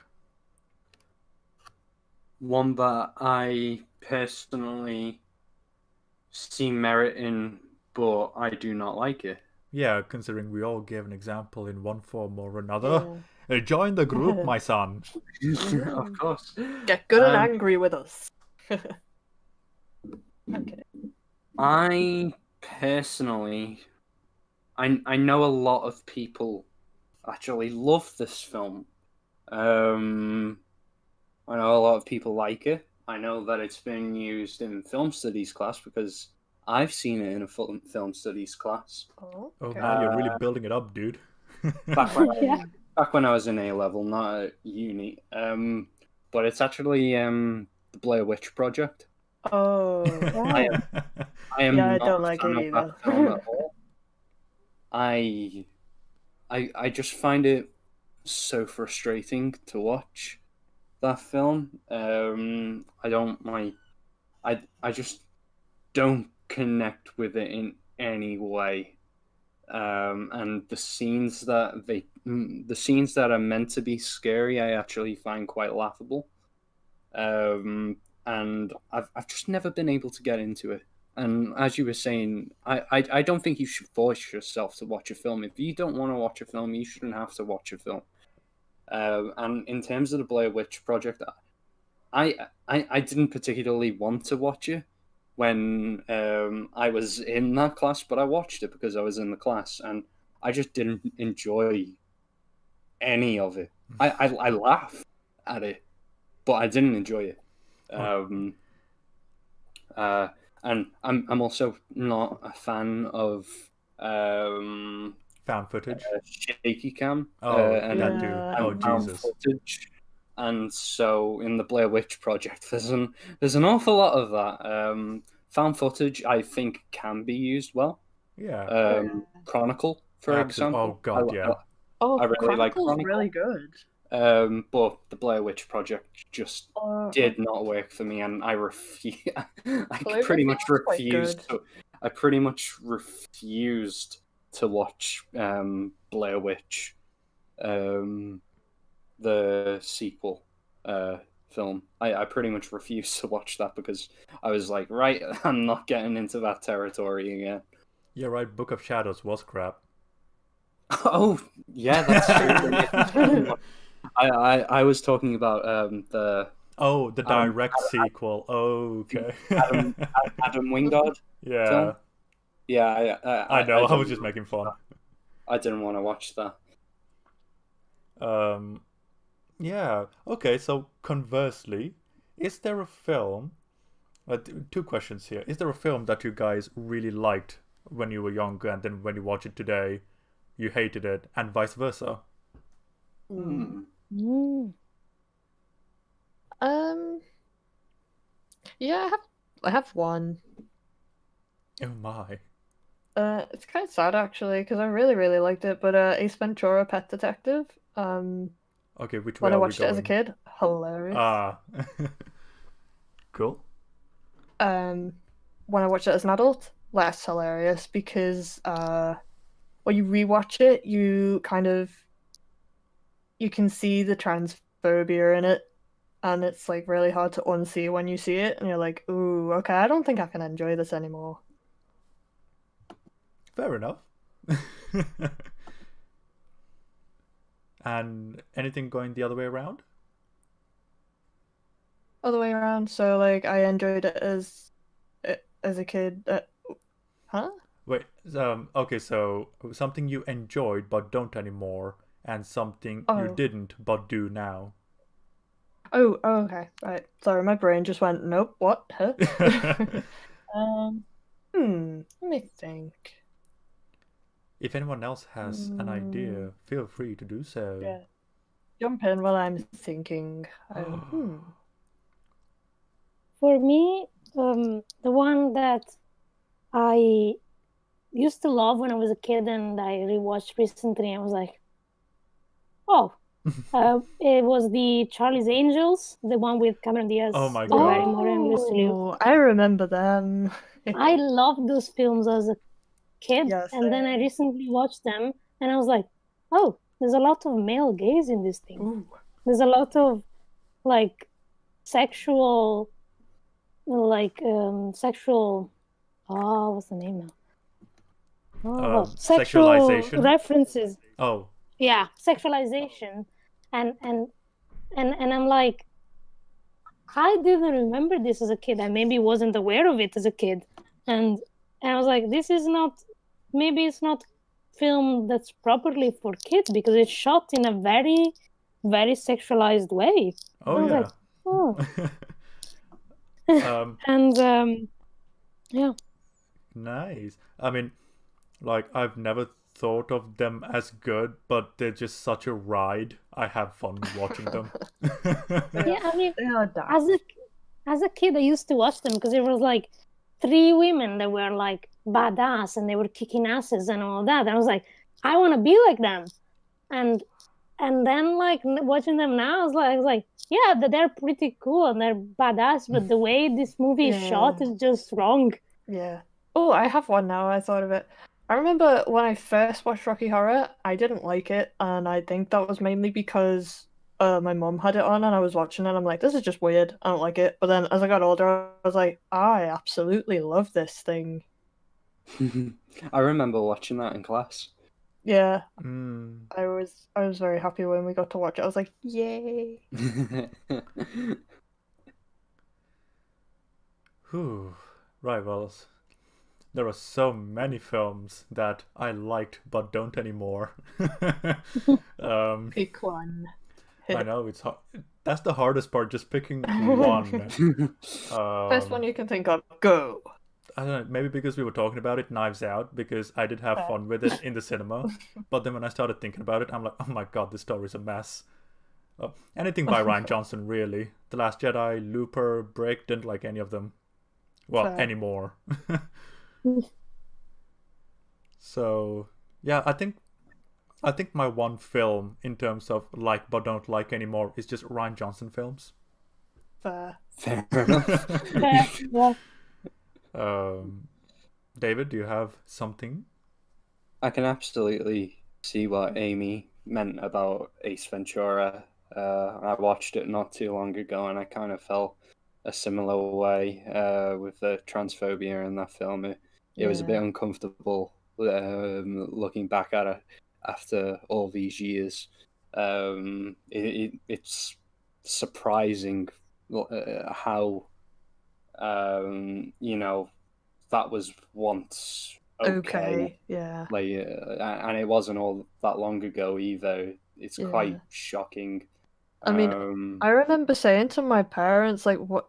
I think it's the scene where he starts shoving a bunch of like chewing gums in his mouth because he's just found out that he's kissed a transgender person. And obviously, when I was a kid, transgender wasn't really like a thing. Like people weren't. I mean, it was a thing, but it wasn't. As a kid, I wouldn't have known what that meant. And like, I asked my parents, I was like, "Why is he doing that? I don't understand what's going on," and they just never explained it to me. They were just like, "I'll tell you when you're older." I get you. I Fully. know when I watched it recently, I was like, wait, this was funny. Yeah, my mum and dad were laughing their heads off it, and I'm like, "Why is it funny? Explain it to me." I don't know, because I was a kid. I didn't know why it was funny, and they never did. And like now, I'm pretty sure if they went to talk to me about it, they'd probably be afraid to because they know my stance on transgender issues. Am I going to be the only get fucker you. here that thinks that Ace Ventura is still funny? I mean, I think the parts rest of of it are it funny. is funny. Just that part in particular, it's made it really hard for me to enjoy it because a lot of my friends are transgender, and I feel like it's an insult to them, and it makes me mad because Fair it's enough. like I Yeah. enjoy the film for the most part. It is just Yeah. definitely that aspect of the film that I'm like, okay, this is I tend to this is just skip that uncomfortable. bit now. I have an unpopular opinion. I think Oh my, we love those. I don't. Ooh. I really don't like Jim Carrey. The Huh? only film that he did that I was like, yeah, this is a good film, and I like it. It's The Truman That's a Show. good I show. like the Truman That's I a love the very, Truman very Show. good film. Yeah, that was the only one. The other ones, I'm like, I don't like this type of humor. He is That's a fair. very acquired taste. Yeah. Like if it works for you, it really works for you. If it doesn't, it really doesn't. It's like Yeah. what's his face? Will Ferrell. You know, you either love him Oh, or you oh, hate yeah. him. Hate him. I cannot stand Elf. Ugh. Guessing you still haven't watched Holmes and Watson Mandel. Why would I? Black. Like, I love Sherlock Holmes, but why would I do that to myself? I don't quite hate myself that much yet. So yeah. I think for me, a movie that I loved that I've now soured on. It wasn't necessarily one that I loved, but I used to watch it because it was one of the only VHSs that I really had growing up, and that was Batman and Robin. But then I quickly saw the yes. error of my ways. Oh, What yeah. a gem! I love Batman and Robin. It's funny. It's funny, but I don't like it. Yeah. Oh, okay. Look, Batman and Robin. If you ask It's me daft. objectively, is it good or bad? I'll say, oh, of course it's bad. But you know what? It's so fun. It's just so campy and daft. Like Oh. I don't like the film. I don't like the film. Not now, but it is funny. I'd love to watch it with a I think it's new genius. perspective. I genuinely love it. And like I definitely really liked it when I was a kid. But growing up, I've just grown a disdain for it. We should stream it and watch it and commentate over it. I don't doubt that it would be a good laugh. I could be think I fun. would laugh at it. It's just one of those things where, do you know the way? I know you mentioned that you kind of fallen out with watching Chris Duckman, Dylan, but do you know the way that he does hilariosities? They're not bad. I have I watched would it. I would completely agree with him that Batman and Robin would be a hilariosity. Yeah, like I'm not completely against Chris Tuckman. There are one or two videos of his that are good, but it's like if you're gonna be saying, "Oh, this is a horror movie that does something new," and in the same video say, "If you're looking for something new, this film isn't for you," like I don't mind Chris Tuckman, but when he's contradicting himself in the same 5 minutes, I kind of question his critical ability. Fair enough. Fair enough. But like I do like a couple of his videos. Like his Angel's Egg video, I think is pretty strong. Any of you haven't seen Angel's Egg, my god, that is a ride. But yeah, like I'm not. Whole essay. Sorry, He did a whole essay on Angel's Egg. he did. Yeah, you did. It wasn't bad. Didn't you write an essay about it? I as well? kind of I referenced it a few So I times in remember you university. mentioning it one time. Yeah, I remember you talking about it. It is very interesting film. Cool. Very religious actually. Because Mamoru Oshii, who directed it, was originally in training to be a priest, and then he was like, "Nah, screw this," and went to being a filmmaker instead. So, very interesting film. How would you guys say that your YouTube habits have actually changed? Like, do you watch much YouTube now? Oh, I watch too much has it YouTube. has it just completely exploded because of the pandemic? It's exploded. I watch YouTube a lot more than I used to, but then I recently discovered video essays, so that's kind of why I watch it so much now. It's the same for me. I watch the same amount, which is a shocking amount. Because I have YouTube Premium, so I know how much time I spend on YouTube. And when I've spent 3,200 hours on YouTube in a calendar year, I've just understood, no, it's too much. But it's like, what I watch is critical essays on films, so it's not even like cat videos, it's like people talking for 10 hours about a single film. Yeah. Yeah. I watch like game reviews or game criticisms or film critiques, or like there's one series that I've started watching, and it's basically literally just an investigation into like evil characters. Oh, And it's really interesting. Like they did one on, I've forgotten the name of the character, but you know the guy who's Jigsaw in the Saw Jigsaw series? just John call him Kramer, Jigsaw. I think is his. Yeah.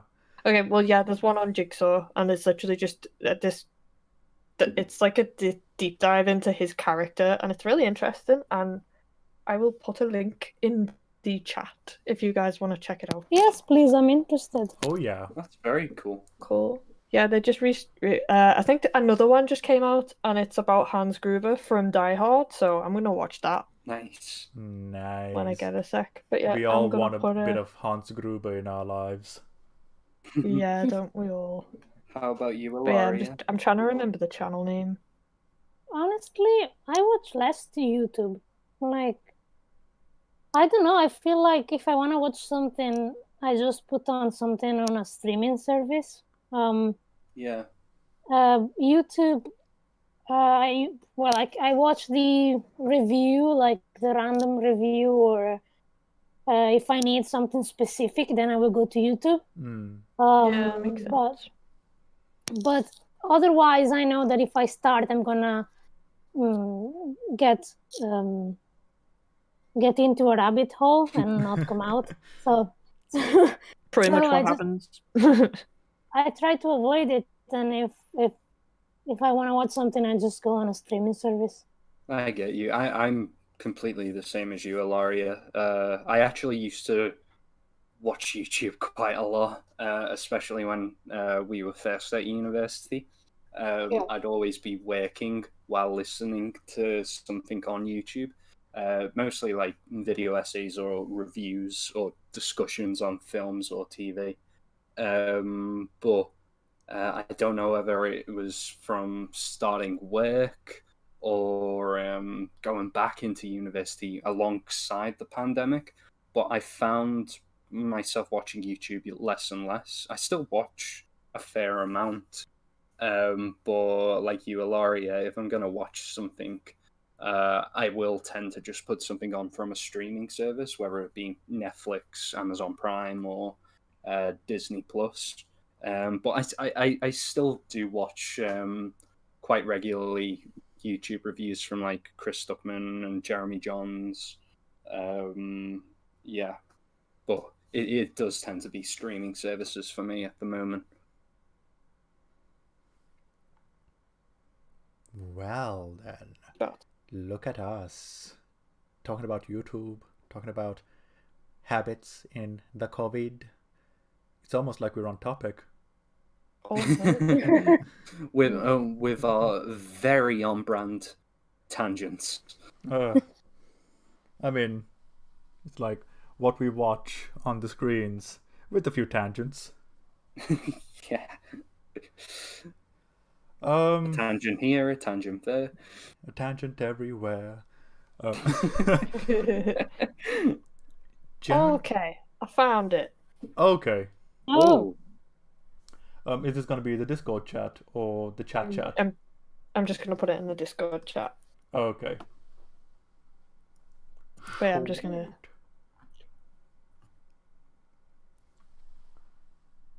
Cha-cha slide. Okay. Like, that is the extent of my input for that. Okay. Okay. Sweet. I'm really struggling to think of points Oh to no, talk it's about not at this Hans point. Gruber. Sorry, it's a different Hans.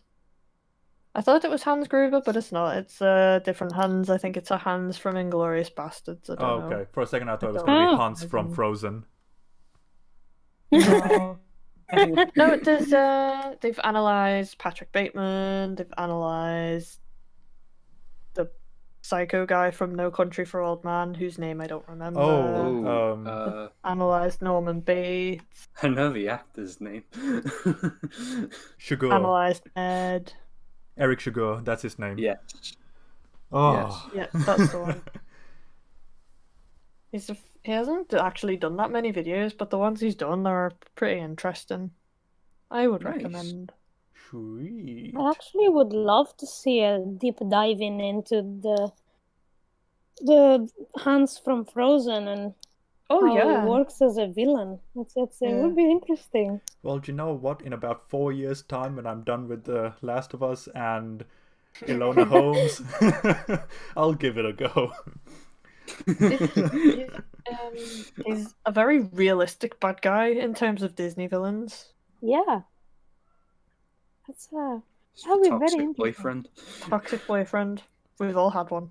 You know, Frozen is coming back to cinemas at the Odeon here Ooh, on the 18th. Oh. those are open in the UK.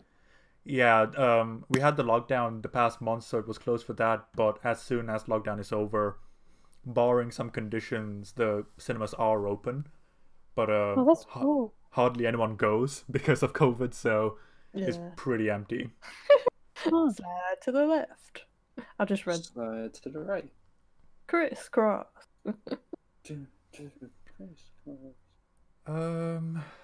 I genuinely don't know what else to talk about at this point. I've kind Everybody, clap your hands. of no. Oh, do you not like doing the cha-cha slide, Dylan? I'm too old. You're never too old. I don't think so. Dude, I'm not even joking. When I walk, my bones crack. I mean, I have that too. Same. That happens to me going upstairs. It's like, Yeah. remember when we were doing Chrysalis at Yeah. ours? And it's like, I Oh do. god, and you were clicking, and we were like, oh, how do we get this out of the? yeah, bones, man. If only there weren't any. But yeah, is there anything you guys want to cover with the amount of time we have left, or is that us kind of talk it out? I think that's it. Yeah. 3 hours, man. We did go for a decently sized conversation. We did. Right, so if there's nothing else, shall we call it a day? Sure. Yeah. You can, yeah. And Ilaria, I will let you know when we are doing the musical so that you can hop on again. Oh, good. Looking Yay. forward to that. Yeah, it'll probably be first or second week of January, first or second Sunday of January rather, after the New Year. So yeah, once we set a date, I'll let you know when it is. So you can join us again. Perfect. Yeah. Wonderful. Sounds awesome. Right, It's been then. lovely having you, Ilaria. It's Yeah. been What's nice that? talking to you again. Thank you Ah. for joining us. So Thank you guys for inviting me. Anytime. Oh, anytime. it's gonna be a fair few more times, I can promise you that much. Oh, yeah. Oh, good. I had a really good time, so yeah. Yay. Glad to hear it. Wonderful. I'd like to thank anyone who is also watching up until this point. You are an absolute trooper, sticking through all of our various tangents and discussions. Next Thank you week, very we are going to be talking about The Mandalorian Season 2 or 1 or both. Who knows? We'll see. And up until that point, I wish you all a very good night. Take care, everyone. Good night. See ya. Good night. Bye.